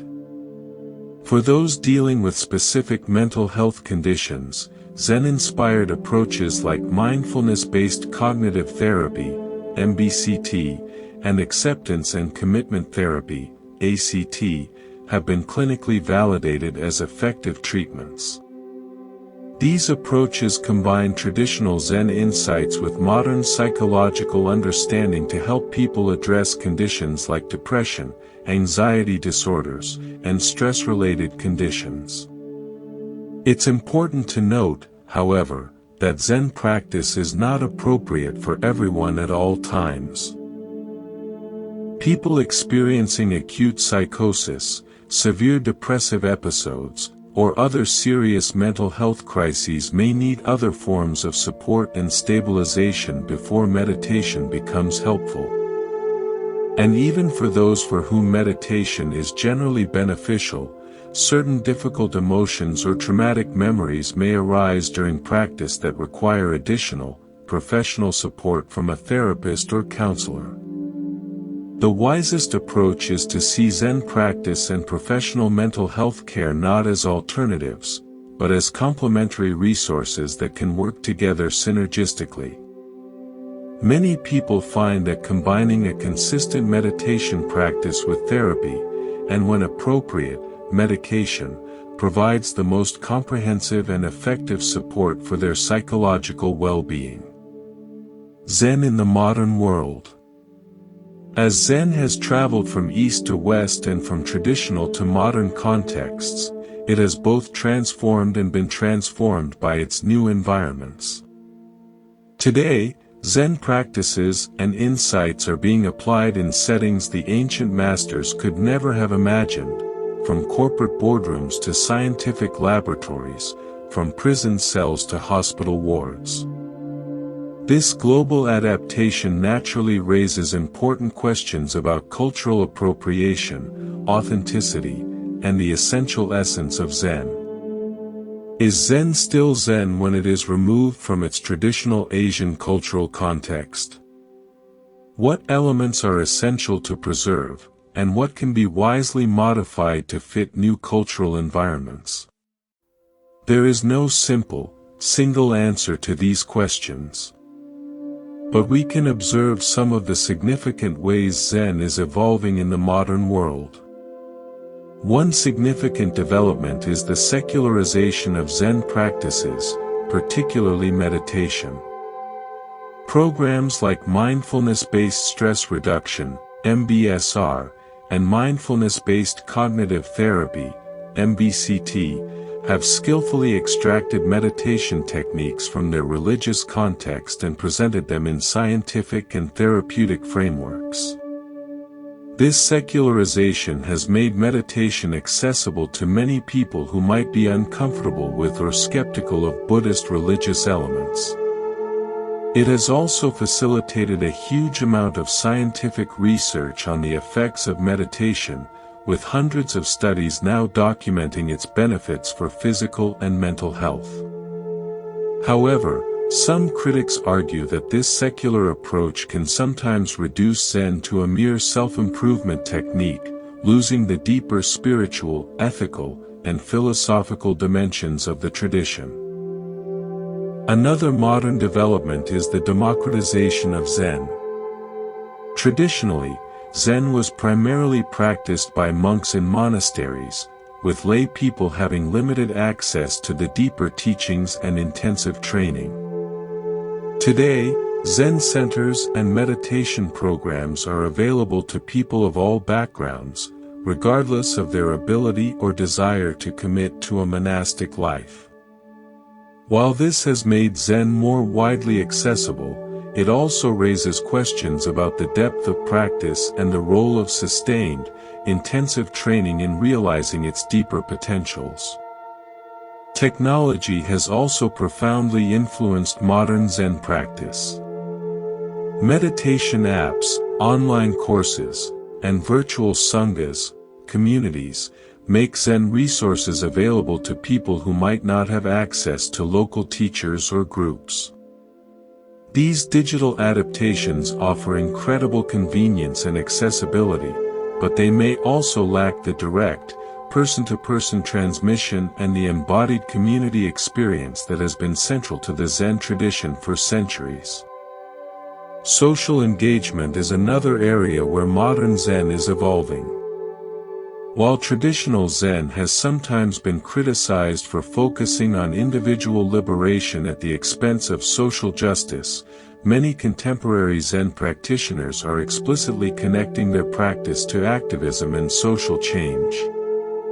Organizations like the Buddhist Peace Fellowship and movements known as Engaged Buddhism seek to apply Zen insights to collective challenges like environmental degradation, economic inequality, and systemic discrimination. Perhaps the most significant aspect of Zen's modern evolution is its fruitful encounter with Western psychology, neuroscience, and philosophy. This cross-fertilization has enriched both Zen and the Western understanding of consciousness, cognition, and human potential. Concepts that might once have seemed mystical or esoteric, like non-duality, emptiness, or the constructed nature of the self, now find interesting parallels in scientific research on brain function and cognitive processes. As Zen continues to evolve in the modern world, the challenge is to preserve its essential insights and transformative power while allowing it to take new forms that are appropriate and effective in different cultural contexts. This requires a delicate balance, neither clinging rigidly to traditional forms nor diluting the practice to the point where its depth and power are lost. The most promising approach may be what Zen itself teaches, to hold tradition neither too tightly nor too loosely, to approach new developments with both respect for ancient wisdom and openness to fresh insights, and to focus not on abstract questions of authenticity, but on the practical, vital matter of what genuinely helps people to wake up and to live with wisdom and compassion. Zen Koans, the art of the impossible question. One of the most distinctive and fascinating aspects of Zen practice, particularly in the Rinzai tradition, is the use of koans. These are enigmatic questions, statements, or short stories that are designed to propel the student beyond logical, conceptual thinking into a direct, non-conceptual insight or awakening. A koan is not a riddle with a clever, logical solution. Nor is it mere nonsense designed purely to frustrate the intellect, though it certainly has that effect. Rather, it is a precision tool, crafted over centuries, to create a particular kind of psychic crisis, a crisis of meaning that, when fully experienced and endured, can open suddenly into a breakthrough of understanding. Famous koans include, "What is the sound of one hand clapping? What was your original face before your parents were born? Does a dog have Buddha nature?" And the shocking, "If you meet the Buddha on the road, kill him." When a student is given a koan, they are expected to meditate on it day and night, bringing their whole being, not just their thinking mind, to this impossible question. All the usual approaches, logical analysis, metaphorical interpretation, philosophical speculation, fail to crack the koan. That is precisely the point. The koan is designed to exhaust the mind's usual problem-solving strategies, creating a state of great doubt, where one's entire framework of understanding is called into question. In this fertile state of not knowing, something new can emerge, a direct, immediate, non-conceptual insight. The Japanese term for this breakthrough is kensho, seeing into one's nature, or satori, sudden awakening. In traditional rinzai training, the student regularly meets with the teacher in a private interview called dokusen or sanzen to present their understanding of the koan. The teacher, through years of experience, can immediately discern whether the student has had a genuine, embodied insight or is still caught in conceptual thinking or imitation. No explanation or interpretation, no matter how clever or philosophically sophisticated, will satisfy the teacher. Only when the student embodies the truth of the koan, when they become the koan, will the teacher recognize their realization. Once a student passes one koan, they are given another. In traditional training, a student might work through hundreds of koans over many years, each one addressing a different aspect of awakening and its practical expression in daily life. The koan tradition highlights a key aspect of Zen, that ultimate truth cannot be captured in concepts or conveyed through words and letters. It must be directly experienced for oneself. As one Zen saying puts it, "Don't mistake the finger pointing at the moon for the moon itself." All teachings, including koans, are merely pointers to a reality that transcends all language. This doesn't mean that Zen is anti-intellectual or opposed to rational thought. Rather, it recognizes both the value and the inherent limitations of conceptual understanding. Concepts are useful, necessary tools for navigating the relative, conventional world. But they can never capture the absolute, ultimate nature of reality. Koan practice is a powerful method for helping us recognize when we are mistaking our conceptual maps for the territory itself. In our modern world, where we are constantly bombarded with information, explanations, and opinions, the practice of working with a koan offers a radical alternative. It is an invitation to rest in not knowing, to become comfortable with mystery, and to discover what lies beyond our familiar conceptual constructions of reality. Zen stories and their meanings.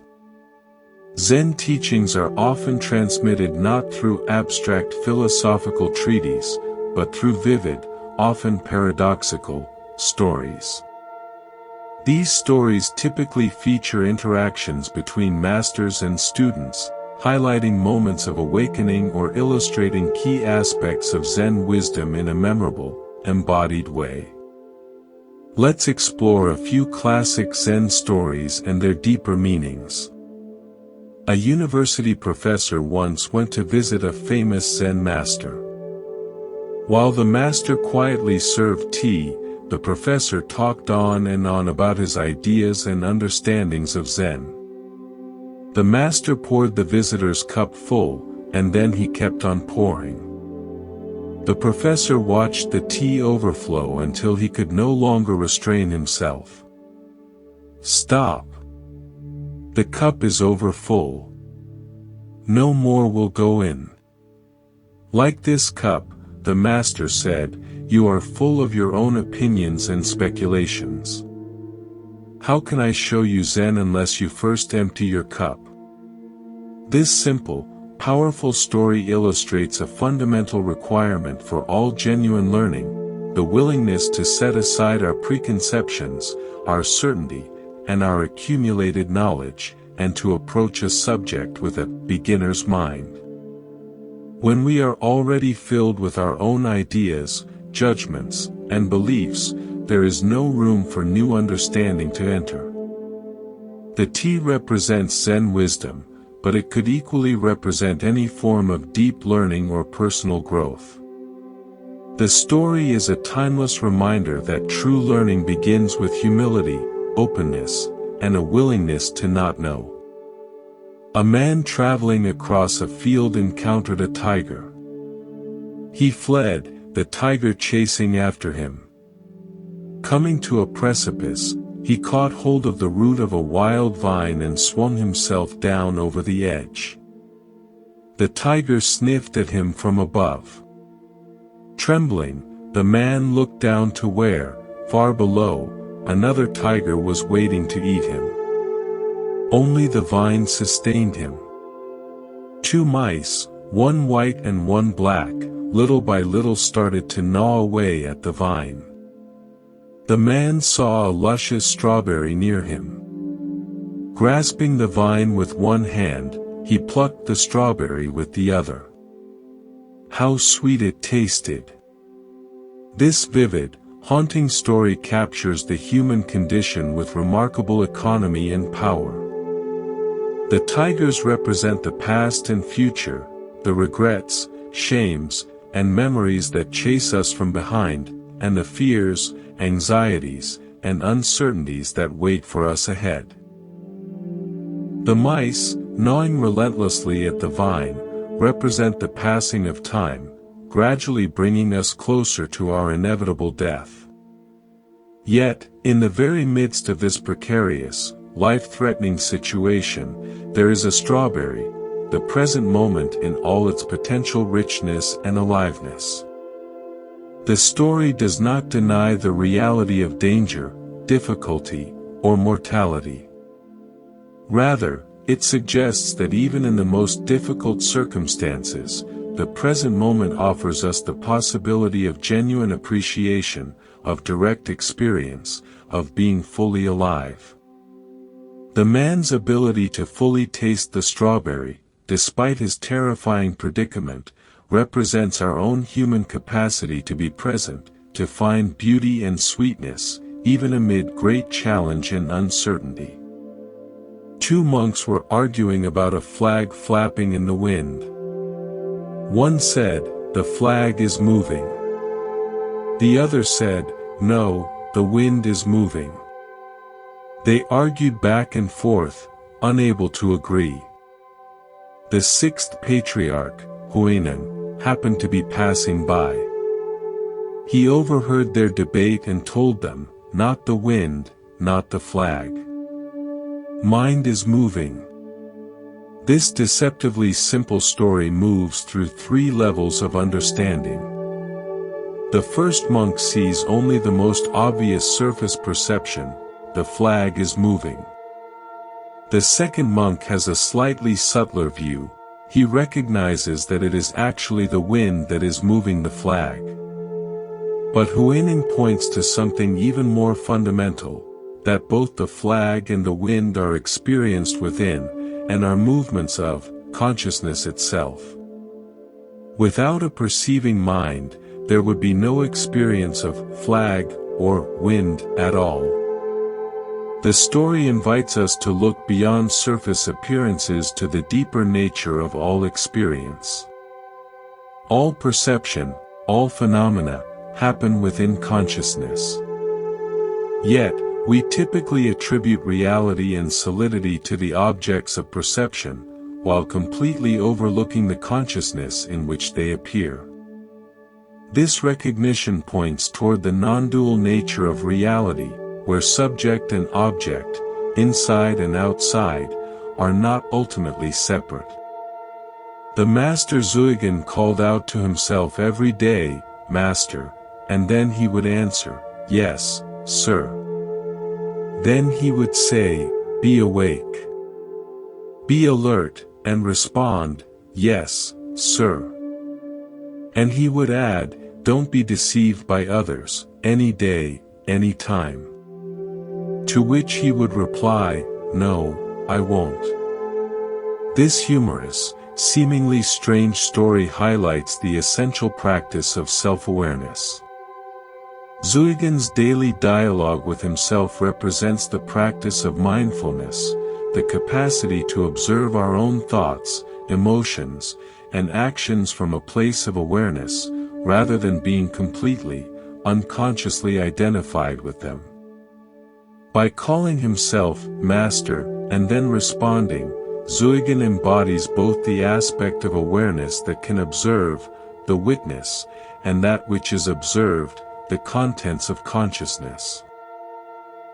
His self-admonishment to stay awake and not be deceived shows that this is not a one-time event, but an ongoing, moment-to-moment practice of remembering our true nature and not getting lost in the dream of separate selfhood. There once was a Zen master named Hakuin who was widely honored for his pure life. Many people came to him for teachings. Then one day, a beautiful girl who lived nearby became pregnant. Her angry parents demanded to know who the father was. At first, she refused to confess, but after much harassment, she named Hakuin. In great anger, the parents stormed to the Zen master's door, berating him in front of his students and neighbors. "Is that so?" was all he would say in response. After the child was born, it was brought to Hakuin. By this time, he had lost his reputation entirely, but he took good care of the child. He obtained milk and everything else the little one needed. A year later, the girl mother could stand it no longer. She told her parents the truth, that the real father was a young man who worked in the fish market. The mother and father of the girl went at once to Hakuin to ask his forgiveness, to apologize at length, and to get the child back. Hakuin was willing. In yielding the child, all he said was, "Is that so?" This powerful story illustrates several key Zen principles with stunning clarity. Hakuin's simple response, "Is that so?" shows a mind completely free from reactivity. He neither defended his reputation nor expressed anger or resentment at the false accusation. His willingness to care for the child, despite the personal cost, demonstrates compassion in action, putting the child's immediate needs above concern for his own social standing. The story challenges our normal, deep-seated fixation on being perceived accurately by others and our powerful tendency to defend ourselves against criticism and blame. Hakuin's equanimity in the face of both condemnation and later praise shows a remarkable freedom from what Buddhism calls the 8 worldly winds: praise and blame, gain and loss, pleasure and pain, fame and disrepute. The cosmic body of the Buddha. Zen is often portrayed as a stripped-down, minimalist form of Buddhism, focused entirely on direct experience rather than elaborate cosmology or metaphysics. While this emphasis on immediacy is certainly characteristic of Zen, it doesn't mean that Zen lacks profound philosophical depth. One of its most important philosophical foundations is the concept of the Dharmakaya, often translated as the cosmic body of the Buddha, or the truth body. This does not refer to the physical body of the historical Buddha, but to the ultimate nature of reality itself. In Mahayana Buddhism, the Buddha is understood to have three bodies or aspects, trikaya. Nirmanakaya, the transformation body, the physical, historical Buddha, Siddhartha Gautama, who taught in India. This is Buddha as a human teacher. Sambhogakaya, the body of mutual enjoyment, Buddha as experienced in visions, dreams, and deep meditation. A more subtle, radiant manifestation. Dharmakaya, the truth body, the ultimate reality or Buddha nature that is the true nature of all things. It is formless, timeless, and beyond all conceptualization. The Dharmakaya is not separate from the world of form, but is its very essence. It is like the ocean in relation to waves. Each individual wave is a temporary form, a particular phenomenon, but it is never separate from the underlying ocean, which is the Dharmakaya. This understanding of the Dharmakaya relates closely to the core Mahayana teachings of emptiness, sunyata, and dependent origination, praditya samutpita. Everything that exists does so interdependently, without any fixed, independent, separate essence. This emptiness of separate self-nature is not a vacuum or a nihilistic void. It is rather the infinite potential, the fertile ground, from which all forms arise. Zen poetry, painting, and other arts often attempt to evoke this understanding of the Dharmakaya. The empty space in a Zen painting, the silence between the notes in music, or the pause in a poem, these might point toward this formless reality that paradoxically gives rise to all forms. In everyday Zen practice, the Dharmakaya is not something to be sought outside of our ordinary experience. Rather, it is to be recognized as the very nature of this present moment, the suchness, or thusness, tathata, of reality, when it is perceived without the filters of conceptual thinking and separation. As Zen Master Dogen put it, if you cannot find the truth right where you are, where else do you expect to find it? This teaching points to the Dharmakaya as not distant or separate, but as the very fabric of our immediate experience, when seen with clear, unobstructed eyes. The cosmic game of hide and seek. One beautiful way to understand Zen, and indeed, all of Buddhism, is as a response to a kind of cosmic game of hide and seek that we are all playing, whether we know it or not. This game begins with our true nature, what we might call Buddha nature or the Dharmakaya, hiding from itself by pretending to be separate individuals with limited awareness and personal histories. In this grand, cosmic game, the infinite, boundless consciousness that is our true nature pretends to forget itself. It takes on the convincing disguise of being a separate entity, a person with a name, a history, a personality, and personal concerns, located inside a physical body and fundamentally separate from the rest of the universe. This disguise, this masquerade, is so convincing that we completely forget it's a game. We believe with absolute conviction that we are indeed these separate entities. And this belief becomes the foundation for all our suffering. From the sense of being a separate, fragile self comes fear, desire, competition, loneliness, and all the other forms of psychological pain that humans experience. The Buddha's great awakening was simply the recognition of this game for what it is. He saw through the disguise and remembered his true nature, not as a separate individual named Siddhartha, but as the boundless awareness in which all experience arises. This realization didn't make him less human. Rather, It allowed him to live his humanity more fully, freely, and compassionately, without the constrictions and suffering that come from mistaken identity. Zen practice, in its essence, is about seeing through this cosmic masquerade. Through meditation, koans, mindful living, and other practices, we gradually, or sometimes suddenly, recognize our true nature. We discover that what we have been seeking all along, peace, wholeness, freedom, is actually what we already are, when we stop pretending to be something less, something separate. This insight is often described as waking up, as if from a long dream in which we were playing a limited, separate character. The awakening doesn't destroy the character. We still have our personality, our body, our preferences, our relationships.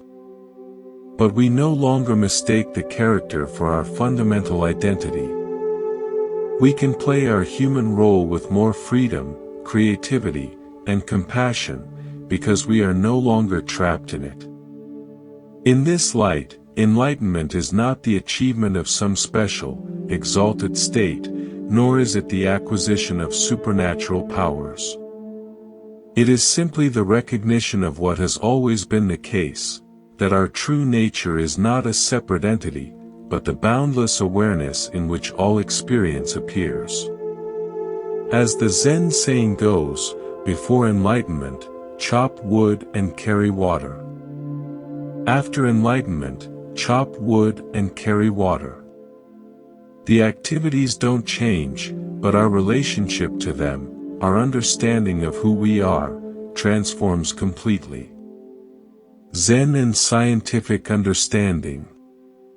In recent decades, there has been growing interest and fruitful dialogue in the relationship between Zen insights and modern scientific understanding. While Zen and science arise from very different cultural contexts and employ radically different methods, they can be seen as complementary approaches to understanding the nature of reality and consciousness. One area of particular overlap is the scientific investigation of consciousness and its relationship to the brain. Neuroscience has made tremendous progress in mapping the neural correlates of various mental states, including those associated with meditation.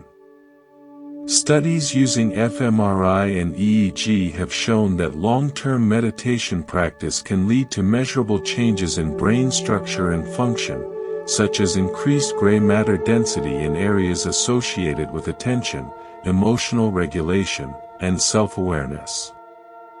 This provides scientific support for the Zen claim that sustained, disciplined practice can genuinely transform the mind. However, science still faces what philosophers call the hard problem of consciousness: how and why physical processes in the brain give rise to subjective, qualitative experience, what it feels like to be you. Here, Zen offers a perspective that challenges some basic assumptions of the materialist scientific approach. Rather than seeing consciousness as merely a product or epiphenomenon of the brain, Zen suggests that consciousness is fundamental, and that the physical world, including the brain, appears within it. This view finds interesting parallels in certain interpretations of quantum physics, which suggest that the observer plays a crucial role in the manifestation of physical reality.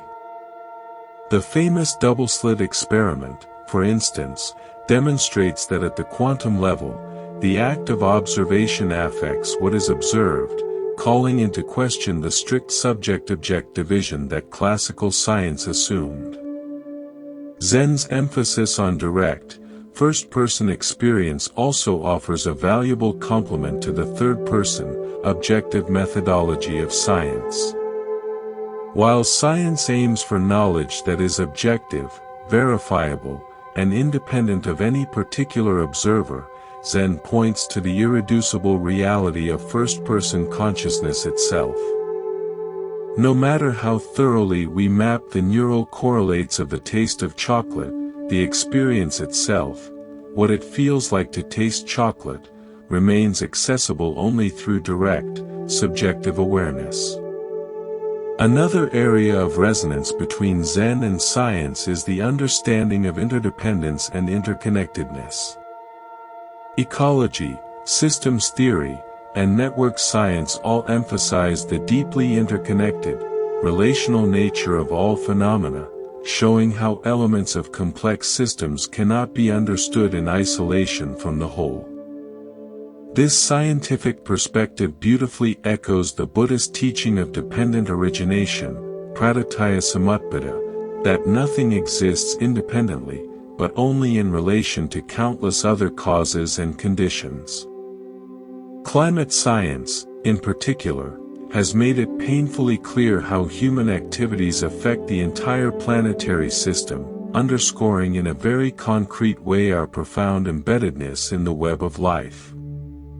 This scientific understanding of ecological interdependence provides powerful empirical support for the Zen intuition of non-separation from nature.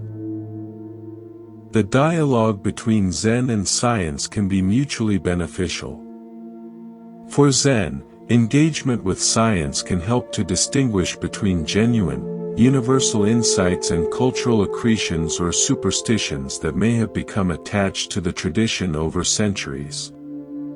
For science, Zen offers a rigorous first-person methodology for investigating consciousness and a profound perspective that questions hidden assumptions about the nature of observation, reality, and the knower.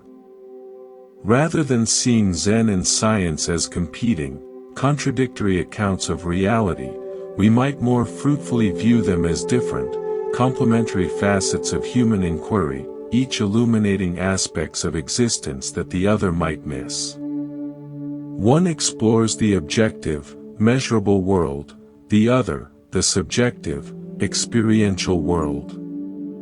Both are essential for a complete understanding of our human situation. Zen's ethical dimensions. While Zen is often associated primarily with meditation and philosophical insights, it also contains profound ethical dimensions. These are not based on commandments from a divine authority, but emerge naturally from the realization of interdependence and from the direct experience of compassion that arises when the illusion of separation falls away. In traditional Buddhist contexts, ethics is discussed in terms of precepts, guidelines for speech and action that support awakening and reduce suffering. The most basic set includes the 5 precepts for lay practitioners: not killing, not stealing, not engaging in sexual misconduct, not lying, and not using intoxicants in ways that cloud awareness. These are not framed as absolute, rigid rules, but as training principles, practical guidelines that help create conditions, both internally and externally, that are conducive to awakening. What distinguishes the Zen approach to ethics is its emphasis on spontaneous, appropriate response, rather than mere adherence to fixed rules. Once the delusion of separate selfhood begins to dissolve through practice, compassionate, ethical action naturally and spontaneously emerges. As one Zen saying puts it, the compassionate heart arises from the realization of emptiness. This doesn't mean that Zen practitioners are exempt from ethical guidelines or can do whatever they feel like in the name of spontaneity. Rather, it suggests that true, authentic ethical action comes from deep insight and clear seeing, rather than from mere conformity to external standards. The precepts are seen not as restrictions imposed from outside, but as natural expressions of our own awakened nature. In his essay, The Zen of Social Action, Robert Aitken Roshi, an influential American Zen teacher, wrote, "The Buddha way is not about developing a social consciousness. It is about revealing the social consciousness that has been there from the very beginning." This perspective challenges both conventional religious morality, which often emphasizes obedience to divine commandments, and secular relativism, which may reduce ethics to personal preference or social convention. Zen suggests that there are objective ethical truths, but they are discovered through direct realization of our interconnected nature, rather than through abstract reasoning or appeal to external authority. This has practical implications for how we approach ethical questions in our lives. Rather than asking only, "What rule should I follow in this situation?" a Zen approach might ask, "What action would express clear seeing and genuine compassion in this moment, with these people, in these circumstances?" This doesn't make ethical decisions simpler. In fact, it often reveals their profound complexity. But it grounds our ethics in direct experience and relational awareness, rather than in abstract principles alone. One beautiful manifestation of Zen ethics is the Bodhisattva vow, the commitment to work for the liberation and well-being of all beings, and to postpone one's own final nirvana until all beings are saved. This vow expresses the deep recognition that my well-being and yours are not separate, that the suffering of others is not fundamentally different from my own suffering. It is not a matter of self-sacrifice, but of recognizing that the division between self and other is not absolute. In contemporary contexts, Zen ethics has been applied to a wide range of issues, including environmental protection, social justice, peace activism, and economic ethics.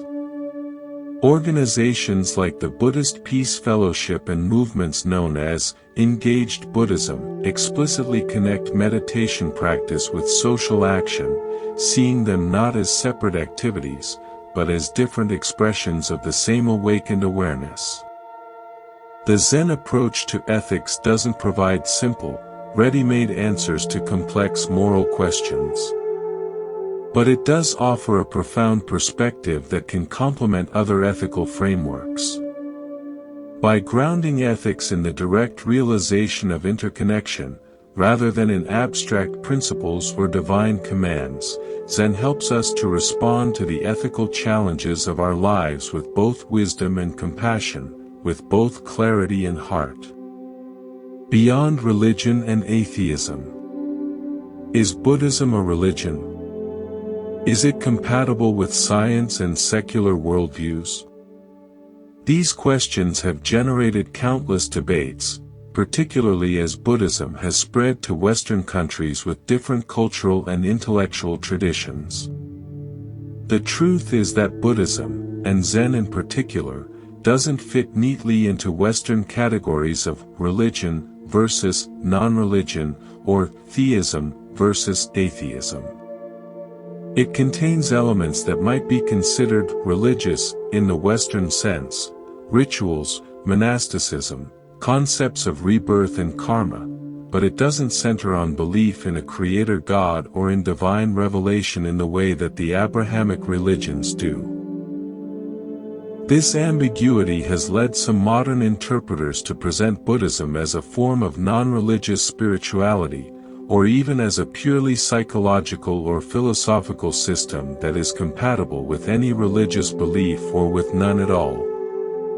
While this framing has made Buddhism more accessible to many secular Westerners, it can also involve a selective emphasis on certain aspects of Buddhism while downplaying or reinterpreting others.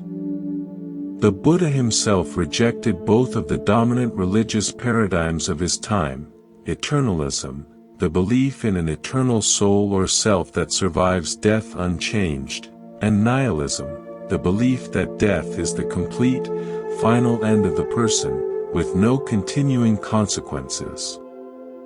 Instead, he taught a middle way that recognized the reality of moral causation, karma, and continuity between lives, without positing an unchanging self or soul. This nuanced position doesn't align neatly with either conventional religious views or materialist atheism. It points to something beyond both, a perspective that recognizes the ultimate emptiness of all conceptual positions, while affirming the reality of interdependence and the law of moral cause and effect. In this light, we might understand Zen as a religion of no religion, a path that uses religious forms, meditation, ritual, community, to point to a reality that is beyond all concepts, including religious ones. The purpose of Zen practice is not to confirm or deny religious beliefs, but to experience directly the nature of reality, beyond belief altogether. This approach doesn't mean that Zen is anti-religious or that it views traditional religious forms as unimportant. Rather, it recognizes both the value and the limitations of all religious expression. As one Zen teacher put it, the finger pointing to the moon is not the moon, but without the finger, you might not notice the moon. The forms are helpful, necessary pointers, but we must not cling to the pointer and forget what it is pointing to. For modern practitioners navigating this territory, there is no single, right, approach. Some may find it valuable to engage fully with the religious dimensions of Zen, including its rituals, devotional practices, and traditional cosmology. Others may focus primarily on the meditation practice and philosophical insights, while setting aside elements that seem culturally specific or metaphysically speculative. What ultimately matters is not whether we categorize Zen as religious or non-religious, but whether the practices and insights genuinely help us to wake up from our delusions and to live with greater wisdom, compassion, and freedom. In this sense, Zen is profoundly pragmatic rather than dogmatic. It is concerned more with what works to reduce suffering than with doctrinal correctness or philosophical consistency. This pragmatic approach aligns perfectly with the Buddha's famous parable of the poisoned arrow. When questioned about metaphysical matters, like whether the world is eternal or finite, whether the soul is identical with the body or different, what happens to an awakened person after death, the Buddha compared such inquiries to a man who has been shot with a poisoned arrow. Instead of letting a doctor remove the arrow, the man insists on first knowing who shot the arrow, what kind of wood it is made from, what feathers are used, etc. He would die before getting his questions answered. The urgent matter, the Buddha said, is removing the arrow and treating the wound, the problem of suffering, not satisfying philosophical or metaphysical curiosity. In our contemporary context, where religious and secular worldviews often seem locked in conflict, Zen offers a refreshing, radical alternative. It neither fully accepts nor rejects either position, but points to a direct experience that transcends our conceptual divisions altogether. Zen and death. Death remains one of humanity's greatest mysteries and most persistent fears. Nearly all religious and philosophical traditions attempt to address this ultimate human concern, and Zen is no exception. However, the Zen approach to death differs significantly from many other perspectives. Rather than offering comforting beliefs about an afterlife or an eternal soul, Zen encourages a direct, unflinching confrontation with the reality of impermanence, anicca. This is done not through morbid obsession, but through the steady, mindful observation of the constant arising and passing away of all phenomena, our thoughts, our emotions, our sensations, and eventually, our own bodies. In Zen monasteries, monks traditionally sleep with their heads on small, wooden pillows called safuton. These pillows might contain a reminder of death, perhaps a verse about impermanence, or even, in some traditions, an image of the monk as a skeleton. This practice isn't meant to be morbid or frightening.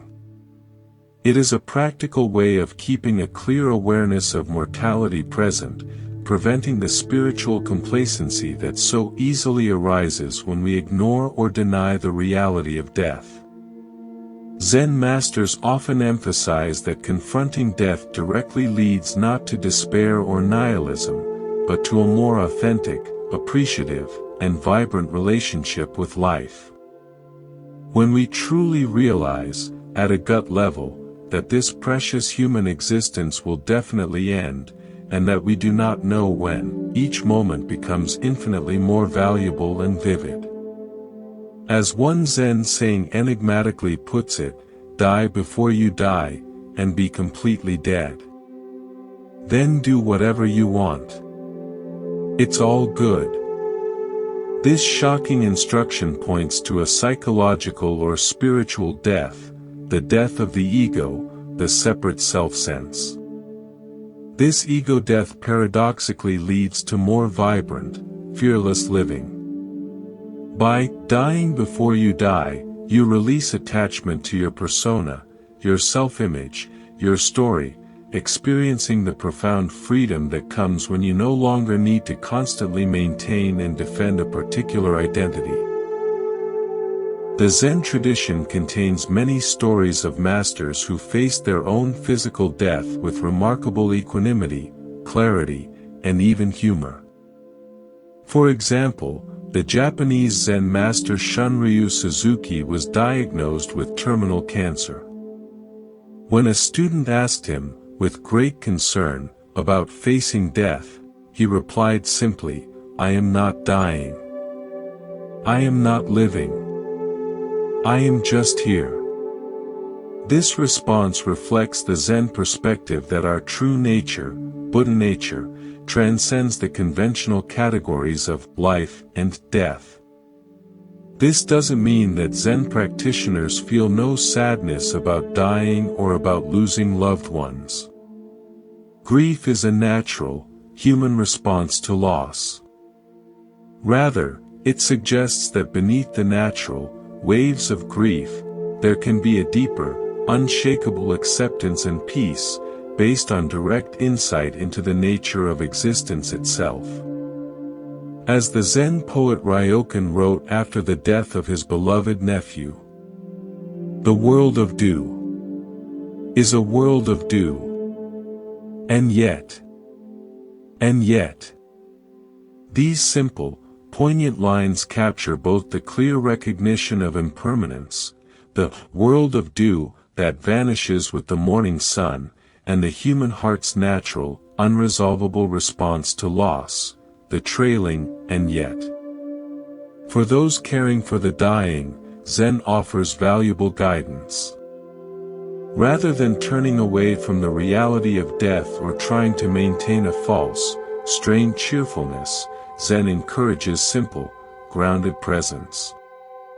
Being fully with the dying person, without denial, without evasion, without a lot of words. This quality of quiet, courageous presence can be more comforting than any words of reassurance, and it allows for authentic, heart-to-heart connection in life's final chapter. In practical terms, Zen suggests that the way to prepare for death is not by accumulating beliefs about what happens afterward, but by a gradual, lifelong process of letting go of possessions, of roles, of unfinished business, and ultimately, of the notion of being a separate self. This process of releasing attachment doesn't happen all at once, but gradually, through consistent, mindful practice. Whether or not there is some form of continuity of consciousness after physical death is a question on which various Buddhist traditions hold different views. The Zen approach tends to be pragmatic. It emphasizes working with the mind in this life. By developing awareness of our true nature, which is beyond the conventional self, we establish a perspective from which death appears not as an absolute end, but as another transformation in the endless, dynamic dance of form and emptiness. Emptiness, the heart of Zen. At the very heart of Zen wisdom lies the concept of sunyata, emptiness. This is perhaps the most misunderstood, yet most profound, teaching in all of Buddhism. Far from meaning nothingness or a void in the nihilistic sense, emptiness refers to the lack of inherent, independent existence in all phenomena. Everything we experience, objects, people, thoughts, emotions, even our sense of self, arises dependently, in relation to countless other causes and conditions. Nothing exists in isolation or has a fixed, unchanging, separate essence. This absence of independent, own being, is what emptiness points to. A classic analogy for understanding emptiness is a chariot. If we take apart a chariot, removing the wheels, the axle, the frame, the reins, and so on, at what point does it cease to be a chariot? There is no chariot essence that exists independently of its components and our conceptual designation. Yet, the chariot functions perfectly well as a conventional reality. Similarly, our sense of having a permanent, separate self doesn't hold up under close, experiential examination. Yet, we function effectively in the conventional world. The realization of emptiness does not negate conventional reality, it simply places it in a larger, more accurate context. It's like recognizing that while the lines of longitude and latitude on a map are useful conventions for navigation, they don't actually exist on the physical Earth. This recognition doesn't make the map useless, it simply prevents us from mistaking the map for the territory itself. In Zen practice, emptiness is not just a philosophical concept to be understood intellectually, it is a direct experience to be realized through sustained meditation and inquiry. Practitioners may experience moments where the usual, solid boundaries between self and world, subject and object, inside and outside, temporarily dissolve. These experiences of non-duality offer a direct taste of reality beyond our usual conceptual frameworks. The Zen approach to emptiness is not to analyze it intellectually, but to perceive it directly, immediately. As the Heart Sutra, one of the most important texts in Zen, puts it so paradoxically, form is emptiness, emptiness is form. This famous statement points to the inseparable, non-dual relationship between the conventional world of form and the ultimate truth of emptiness. They are not two separate realities, but two perspectives on the same, single reality. Understanding emptiness has profound practical implications for how we live our lives. When we recognize that our identity is not a fixed, solid, separate thing, we can hold our self-image much more lightly. We become less defensive, less driven to constantly prove ourselves, more open to change, learning, and growth. We see that our boundaries are more permeable than we thought, allowing for greater intimacy with others and with the world. Emotionally, the insight into emptiness can be profoundly liberating. So much of our psychological suffering stems from treating impermanent, dependently arisen phenomena, thoughts, feelings, situations, as if they were solid, permanent, and independently existing. When we see through this fundamental misperception, we can release a tremendous amount of unnecessary struggle and pain. For example, if I receive criticism and I take it as defining who I really am, I am a failure, I create significant suffering for myself.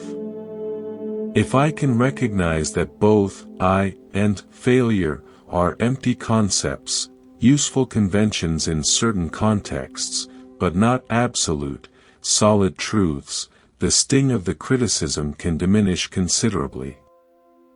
I can learn from the feedback without being defined or crushed by it. This doesn't mean living in a state of detached indifference or emotional flatness. Paradoxically, when we understand emptiness, we can often engage more fully with life, because we are not constantly trying to protect a fragile, solid-seeming self. We can be more spontaneous, more responsive, more fully present to what each moment brings. The eminent Zen teacher Thich Nhat Hanh coined the term interbeing to express the truth of emptiness in more positive, affirmative terms, emphasizing interconnection rather than absence. A flower is empty of independent existence precisely because it is with sunshine, rain, soil, air, and countless other elements. Far from diminishing the flower, this radical interconnection is what allows it to exist at all. Similarly, our own existence is possible only because of innumerable causes and conditions, from our parents and ancestors, to the air we breathe, the food we eat, the communities that sustain us, and the entire, vast web of life. Understanding emptiness in this way leads not to nihilism, but to profound gratitude, care, and responsibility for the whole of which we are an inseparable part. The path of not seeking. One of the most distinctive and paradoxical aspects of Zen is its emphasis on not seeking or non-attainment. While most spiritual paths focus on achieving something, enlightenment, salvation, inner peace, moral perfection, Zen often turns this seeking on its head, emphasizing that there is fundamentally nothing to attain that isn't already fully present. This creates a fascinating, and often frustrating, predicament for the Zen student. If enlightenment or Buddha nature is already present as our true nature, why practice at all? Yet, if we don't practice, we seem to remain caught in delusion and suffering. So we practice, but not in order to get something we lack, rather, we practice to uncover or realize what has been present and shining all along. As Zen Master Dogen put it, if you cannot find the truth right where you are, where else do you expect to find it? This statement points to the immediacy and accessibility of what we are seeking. It is not a distant goal to be achieved after years of arduous effort, but the very nature of this present moment, when it is seen clearly, without obstruction. The Zen approach to this paradox is sometimes called effortless effort, or the action of non-action, Wu Wei in Chinese. It is not about straining and striving to reach a goal, but about allowing our true nature to manifest spontaneously, without interference from our conditioned patterns of thinking, wanting, and self-clinging. This doesn't mean that Zen practice is easy or that no effort or discipline is involved. Especially in the beginning stages, considerable effort may be needed to establish a consistent meditation practice, to work with challenging emotions, and to break deeply ingrained habitual patterns. But the quality of this effort is different from the striving for achievement. It is more like the effort involved in letting go than in grasping. It is the effort to be present, to be aware, to not interfere. A famous Zen story illustrates this perfectly. A student asked his teacher, "I've been at this monastery for 3 years, but I feel I haven't made any progress. Perhaps I should leave." The teacher asked, "What do you expect to achieve?" The student replied, "I want to become a Buddha." The teacher picked up a tile from the floor and began polishing it intently with his robe. When the student, puzzled, asked what he was doing, the teacher said, "I'm polishing this tile to make a mirror." The student protested, but no amount of polishing will turn a tile into a mirror. The teacher replied, and no amount of sitting in meditation will turn you into a Buddha, because you already are one. This story highlights the fundamental futility of practice that is motivated by a sense of lack or inadequacy. Such practice only reinforces the very illusion of separation that it supposedly aims to overcome. True practice, authentic practice, emerges from a different place, not from wanting to become something we are not, but from allowing what we already and always are to manifest more clearly and fully. Paradoxically, when we can truly drop the agenda of self-improvement and spiritual achievement, genuine transformation becomes possible. As we release the anxious striving of the ego, our innate qualities of wisdom, compassion, and clarity can emerge more naturally and spontaneously. We discover that what we have been seeking so desperately has been present all along, like a fish searching for water, or a bird looking for air.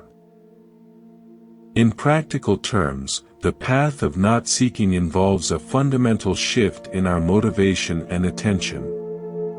Rather than practicing to get somewhere or become someone, we practice simply to be fully, completely present with what is, right here, right now. This shift doesn't usually happen all at once. It is a gradual turning, as we again and again recognize the futility of the seeking mind and taste the profound freedom and peace of simply being. This perspective does not mean abandoning all aspirations or efforts toward positive change in our lives. Rather, it suggests approaching such efforts from a place of fundamental completeness, rather than from a sense of lack. We act not to fill a hole in ourselves, but as a natural, spontaneous expression of our already present wholeness. The path of not seeking also involves a radical acceptance of our present experience, whatever it may be. Instead of constantly evaluating our practice in terms of progress or attainment, we learn to meet each moment freshly, without imposing expectations or judgments upon it.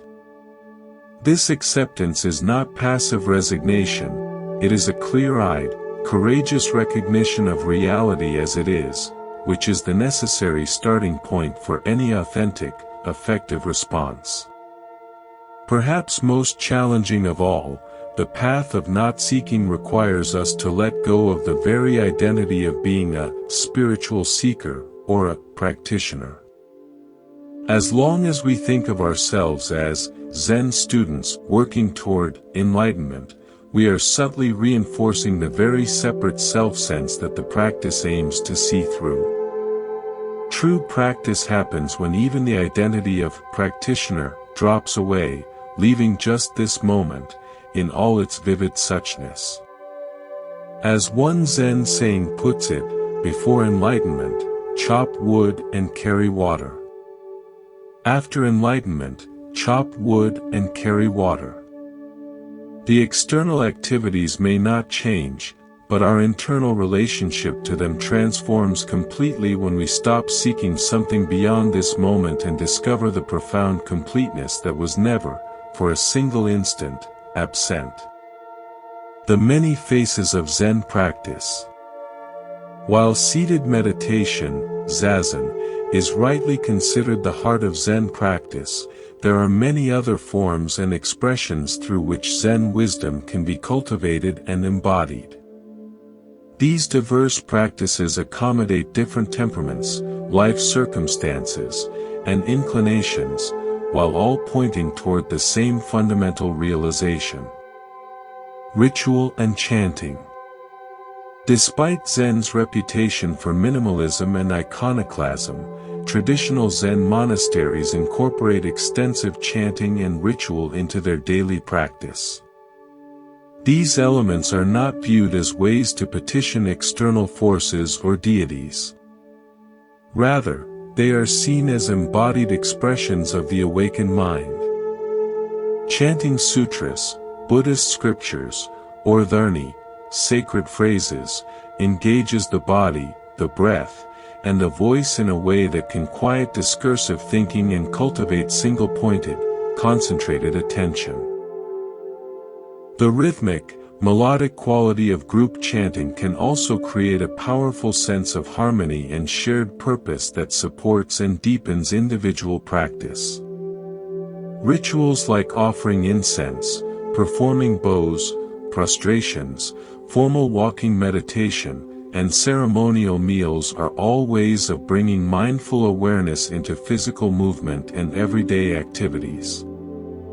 They create a container of form within which we can observe our reactions, resistance, preference, boredom, enthusiasm, and practice meeting each moment with equanimity and presence. For lay practitioners outside the monastery walls, even simple, personal rituals, like lighting a candle before sitting, or performing a small bow before meditation, can help create a conscious transition from the concerns of the day to a more contemplative, aware state. Work practice, samu. In Zen monasteries, work is not seen as separate from meditation, but as an integral, essential part of practice. Whether it is cooking, cleaning, gardening, or maintaining the buildings, each task is approached with the same attentive, mindful presence as formal sitting meditation. This integration of work and practice deliberately dissolves the artificial boundary we often create between spiritual activities and ordinary life. It directly challenges the tendency to seek special, peak experiences in meditation while remaining distracted, disconnected, or resentful during our practical tasks. Through work practice, we learn to bring full awareness to activities that might otherwise be done on autopilot. We discover that any activity, when approached with mindfulness, can reveal the same insights as formal meditation: the nature of impermanence, the illusion of a separate door, the joy of effortless action. The arts. Zen has profoundly influenced many traditional Japanese arts, including calligraphy, shodo, ink painting, sumi-e, poetry, particularly haiku, flower arrangement, ikebana, garden design, karasansui, and the tea ceremony, seido or shinoyu. These arts are not considered mere hobbies or aesthetic pursuits, they are genuine, potent paths of awakening. In Zen arts, technical mastery is necessary, but it is not sufficient. The true aim is to move beyond technique to a spontaneous, unself-conscious expression that emerges when the separate self momentarily drops away. This is captured in the concept of the controlled accident, creating the conditions where something unexpected, fresh, and utterly authentic can emerge. For example, in Zen calligraphy, the practitioner might spend years mastering the brush strokes. But the most powerful, alive calligraphy happens when the calligrapher is no longer thinking about technique and instead becomes one with the brush, the ink, and the paper. What emerges then reflects not personal expression, but the direct, unmediated movement of life itself. Similarly, the tea ceremony integrates precise, choreographed forms with natural, spontaneous presence. Every movement, every arrangement of utensils, is carefully considered. Yet, the ultimate aim is to create an atmosphere where both host and guest can experience the simple, profound wonder of sharing a bowl of tea together, beyond all separation and formality. Mindful movement. While Zen is often associated with sitting still in meditation, various forms of mindful movement can also be powerful vehicles for practice. Traditions like Tai Chi and Qigong, and certain forms of yoga, share with Zen an emphasis on present moment awareness, coordination of breath and movement, and the unity of body and mind. Even conventional exercise like running, swimming, or hiking can become Zen practice when approached with mindful attention rather than with goal-oriented striving. The key is to bring awareness to the physical sensations, the rhythm of the breath, and the immediate environment, while letting go of mental commentary and judgment. For some practitioners, body-centered practices provide a more accessible and grounding entry point than seated meditation. This is particularly true for people who experience strong restlessness or anxiety when sitting still, or for whom embodied awareness comes more naturally than abstract contemplation. Study and dialogue. While Zen emphasizes direct experience over intellectual understanding, the study of Buddhist texts and dialogue with teachers and fellow practitioners has always played an important role in the tradition.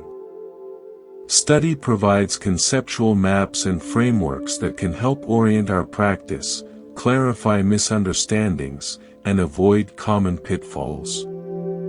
In traditional Zen training, students study sutras, the discourses of the Buddha, shastras, commentaries, and the recorded sayings and encounters of Zen masters, Kosho and Denkaroku.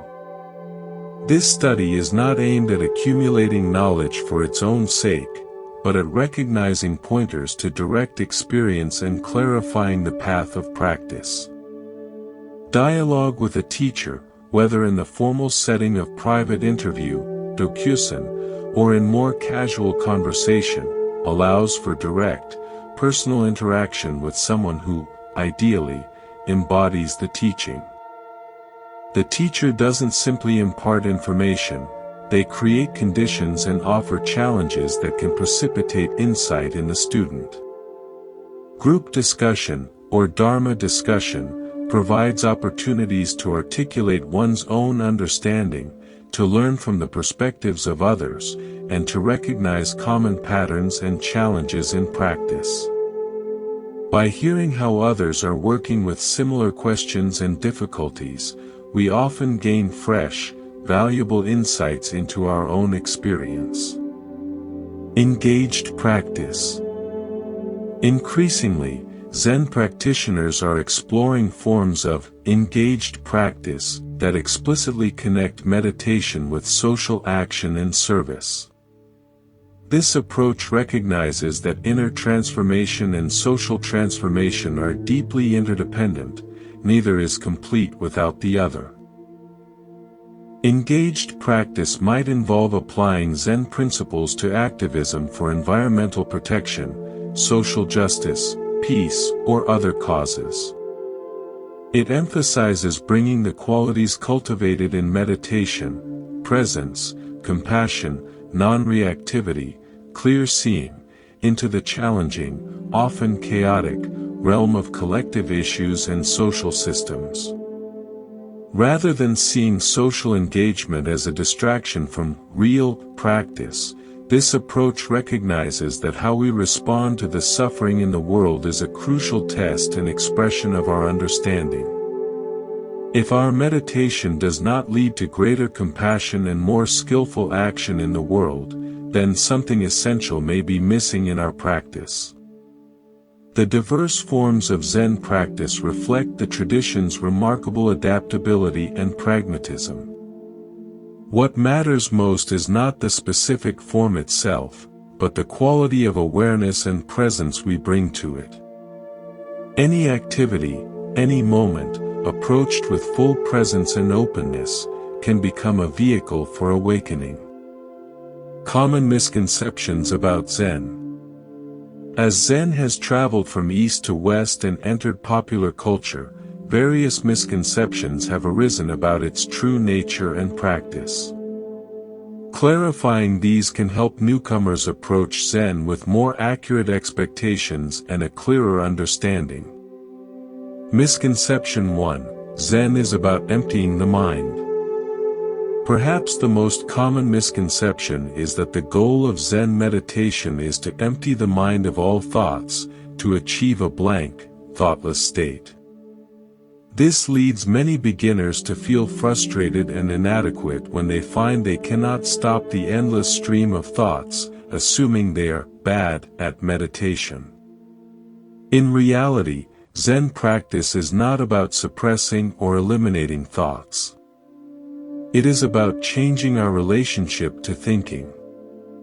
We learn to see thoughts as mental events that arise and pass in the field of awareness, like clouds in the sky, rather than as absolute truths or commands we must obey. The aim is not a blank mind, but a spacious, aware mind that is not controlled or defined by its thought patterns. As Zen teacher Shunryu Suzuki famously put it, leave your front door and your back door open. Allow your thoughts to come and go. Just don't serve them tea. Misconception 2, Zen is passive or detached. Another common misunderstanding is that Zen cultivates a state of passive detachment or emotional indifference. Critics sometimes characterize Zen as promoting a withdrawal from life's challenges and responsibilities. On the contrary, genuine Zen practice leads to greater engagement with life, not less. By releasing the anxious self-concern and clinging that normally constrict us, we become more fully available, responsive, and alive to whatever the present moment requires. Zen masters are typically described as remarkably present, responsive, and energetically engaged, the very opposite of detached or passive. What Zen does cultivate is non-attachment, which is quite different from detachment. Non-attachment means engaging fully with life without clinging to outcomes, experiences, or people.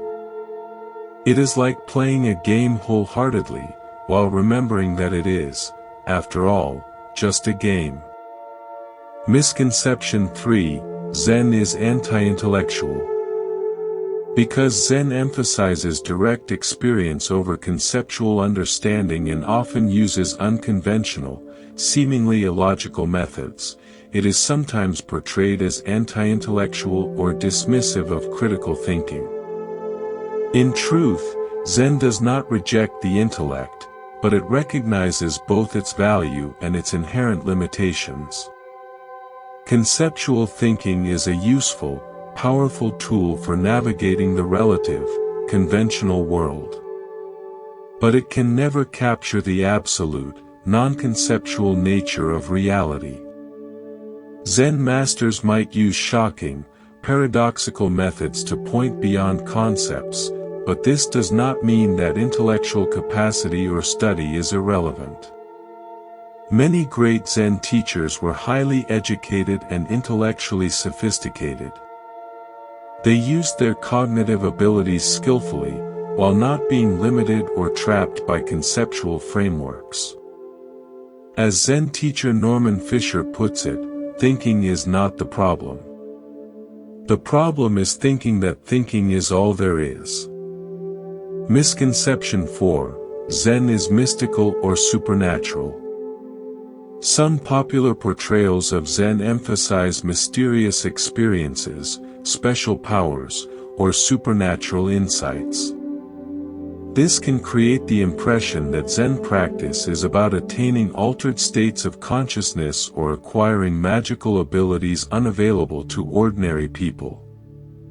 While profound, transformative experiences may indeed occur in Zen practice, they are not the point. Zen is fundamentally about waking up to the reality of this present moment, just as it is, not about escaping into otherworldly or exotic states. It is about seeing the extraordinary in the ordinary, not seeking something beyond our ordinary experience. As the Zen saying goes, the ultimate miracle is not walking on water or through fire. The ultimate miracle is walking on the earth.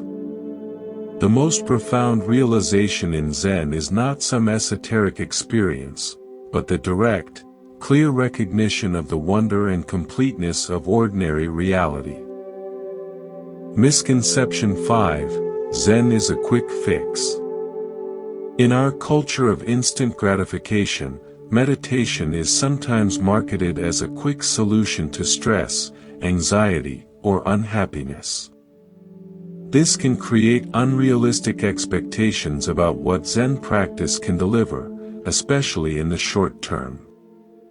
While meditation can indeed provide immediate benefits, such as relaxation or temporary mental calm, the deeper transformations that Zen points to, freedom from the sense of separate self, the flowering of wisdom and compassion, typically unfold gradually through consistent, dedicated practice over time.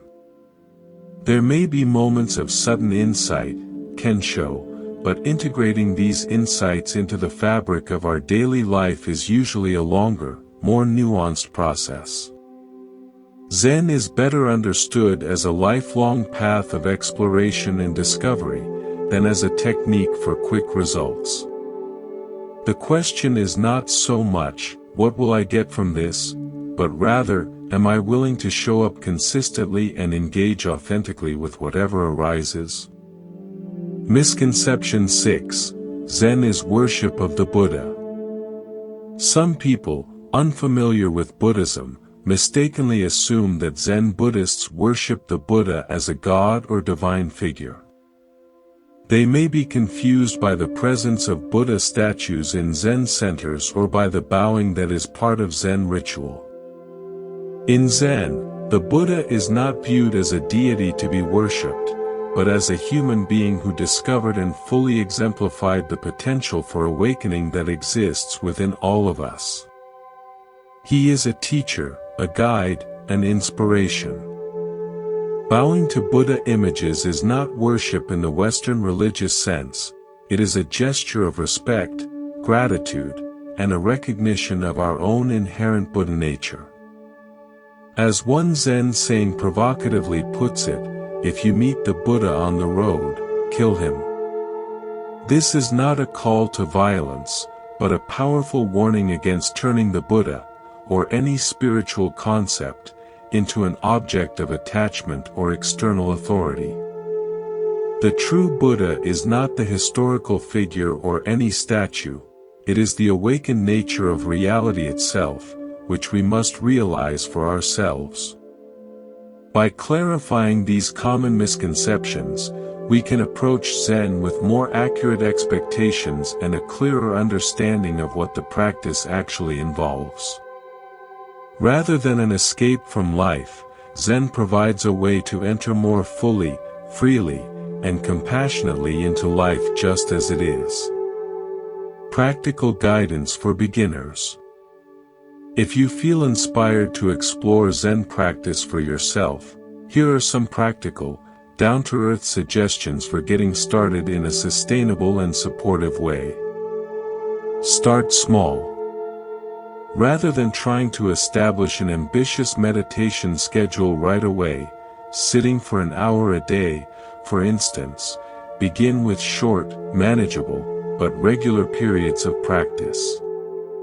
Even just 5 or 10 minutes of sitting meditation each day is valuable and can establish a positive habit. Consistency matters far more than duration, especially in the beginning. Find a time that works reliably with your daily rhythm. Many people find that meditating first thing in the morning, before the day's activities begin, helps establish a consistent routine. Make it as regular and non-negotiable as brushing your teeth. Create a supportive environment. If possible, designate a specific, quiet place in your home for meditation. It doesn't need to be elaborate, a corner of a bedroom or living room where you can place a cushion, zafu, or a chair. This dedicated spot will become associated with practice and can help cue your mind and body to settle. Some people find it helpful to create a simple, small altar with objects that remind them of their intention to practice, perhaps a candle, a fresh flower, a stone, or a meaningful image. This isn't about worship, it's about creating visual, tangible reminders of what matters to you. Do what you can to minimize potential distractions during your meditation time. Turn off your phone or put it in another room. Let others in your household know that you need a brief period of uninterrupted quiet. Learn basic posture for seated meditation. You can meditate sitting on a cushion on the floor, zafu, on a meditation bench, or in a chair. The key elements of good meditation posture are: keep your spine relatively straight and upright, but not rigid or stiff. Imagine your head being gently pulled upward by a string, lengthening your spine. Allow your shoulders to relax and drop away from your ears. Place your hands in a comfortable, resting position, either on your thighs or cupped in your lap, the cosmic mudra. If sitting on a cushion, cross your legs in a way that feels stable and supportive. If using a chair, place both feet flat on the floor. Keep your eyes slightly open, with a soft, downward gaze, focused on the floor a few feet in front of you. This helps prevent drowsiness and keeps you connected to your environment, rather than withdrawing inward. Explore different postures to find what works best for your body. There is no single, correct way to sit. What matters is finding a position that allows for both alertness and relative comfort, so you can forget about your body and simply be present. Start with breath awareness. A simple and profoundly effective way to begin meditation is to focus your attention gently on the natural rhythm of your breathing. You are not trying to control or change your breath in any way, you are simply observing it with curious, gentle attention. You might notice the physical sensations of breathing at the nostrils, the rise and fall of the chest, or the movement of the abdomen. Choose wherever the breath feels most vivid and easy to feel. When your mind inevitably wanders, which it will, repeatedly, gently and kindly bring your attention back to the sensation of the breath. There is no need for judgment or frustration. This simple, repetitive practice of noticing and returning is the very heart of training the mind. It cultivates both concentration, samadhi, and a kind, accepting attitude toward yourself. Consider finding a teacher or group. While it is entirely possible to begin a Zen practice on your own using books and online resources, connecting with an experienced teacher or a practice community, Sangha, can provide invaluable guidance, support, and inspiration. A good teacher can offer personalized instruction, help clarify confusion, point out blind spots in your practice, and provide the living transmission that is so central to Zen. A practice group provides the encouragement and camaraderie of sitting with others who share similar aspirations. There is a powerful, supportive energy in sitting in silence together that is not easily replicated in solitary practice. Look for reputable Zen centers, Buddhist temples, or meditation groups in your local area. Many now also offer online options, making it possible to connect with teachers and communities regardless of your location. Integrate mindfulness into daily activities. Beyond formal sitting meditation, look for opportunities to bring mindful awareness into your everyday activities. Choose one routine activity, like washing the dishes, brushing your teeth, walking to your car, or drinking a cup of tea, and practice doing it with your full, undivided attention. Notice the sensations, the movements, the sounds, even the thoughts that arise during these activities. When you catch yourself operating on autopilot, lost in thought, simply notice it and gently return your attention to the sensory experience of the activity. This integration of mindfulness into daily life is crucial. It helps bridge the gap between the formal practice on the cushion and the rest of your waking life. Be patient and kind with yourself. Perhaps the most important advice for beginners is to approach your practice with immense patience and self-compassion. Progress in meditation is not linear. You will inevitably encounter periods of restlessness, boredom, frustration, and doubt. These challenging experiences are not signs of failure, they are natural, expected parts of the process. Every time you notice your mind has wandered and you gently guide it back to the present, you are strengthening the muscle of awareness. This is the practice, even if it doesn't feel like progress in the moment. Remember that Zen is not about achieving a special state or becoming a different person. It is about meeting your actual, present moment experience with awareness and kindness, whatever that experience may be. Keep it simple. As you continue in practice, you may encounter a vast array of techniques, teachings, and traditions within Zen and Buddhism. While exploration can be interesting and valuable, there is great wisdom in keeping your core practice simple, especially in the beginning. The essence of Zen practice is remarkably straightforward. Show up, pay attention, and meet what arises with awareness and a compassionate heart. Everything else, the philosophy, the rituals, the different schools, is ultimately elaboration. As Zen master Shunryu Suzuki famously said, "In the beginner's mind there are many possibilities, but in the expert's there are few." Try to approach your practice with this beginner's mind, open, curious, and free from fixed ideas about what meditation should be like or what you should be experiencing. As we gently draw our exploration of Zen Buddhism to a close, it's worth reflecting on the continuous, ever-unfolding, never-finished nature of this path.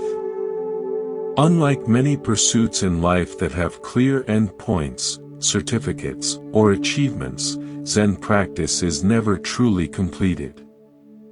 It is a lifelong journey of discovery, deepening, and transformation. This open-ended quality can be challenging for our minds, which are so conditioned to seek closure, accomplishment, and definitive answers. We naturally want to know if we're making progress, if we're getting it right, if we're approaching some final goal or finish line. Zen, in its gentle but persistent way, undermines these very questions. It invites us into a process that is its own reward. As the 13th century Japanese Zen master Dogen wrote, "If you cannot find the truth right where you are, where else do you expect to find it?" This teaching points to the stunning immediacy and accessibility of what we are ultimately seeking. It is not something distant to be attained after years of struggle, but the very nature of this present moment, when it is seen clearly, without the filter of our wanting, fearing, and thinking. Yet, for most of us, this clear seeing does not happen all at once and for all. We get glimpses, moments of unusual clarity, presence, and peace, followed by a return to the familiar, often frustrating, fog of our habitual thinking and reactive patterns. The practice is to notice both the clarity and the fog with the same accepting, non-judgmental awareness. Neither clinging to the special experiences nor rejecting the ordinary ones. Over time, with consistent, patient practice, something subtle but significant begins to shift. The boundaries we once felt so solidly between practice, sitting on the cushion, and the rest of life, begin to soften and dissolve. We may find ourselves bringing the same quality of gentle, present attention to washing the dishes as we do to formal meditation. We notice how reactive patterns that once seemed inevitable and overpowering now have a little space around them, room for a conscious choice rather than an automatic, unconscious reaction. These changes can be so gradual and subtle that we ourselves may not notice them at first. Sometimes, it is others, a friend, a family member, who comments that we seem more present in conversation, less reactive to criticism, or more at ease in challenging situations. Often, it is in our relationships that the most tangible fruits of practice become apparent. As our exploration of Zen Buddhism comes to a close for tonight, it is time to completely allow your body and mind to drift peacefully toward sleep. Let the concepts, stories, and teachings we've explored settle gently in your awareness, without any effort to remember, understand, or organize them. Trust deeply that what is most valuable and necessary for you will remain, even as your conscious, thinking mind relaxes into the soft embrace of sleep. The wisdom of Zen is not something to be grasped intellectually or stored as information. It is something to be absorbed naturally, organically, like rain soaking slowly into the earth, nourishing the roots without any effort from the plant. As you rest now, allow yourself to simply be, without effort, without striving. This effortless being is itself a direct taste of what Zen points to, the peace and freedom that are always present when we stop rushing, stop trying to become something different, and allow ourselves to rest in our natural, aware presence. Feel the weight of your body, fully supported by the bed or surface beneath you. Notice the gentle, natural rhythm of your breathing, flowing in and out without any conscious control on your part.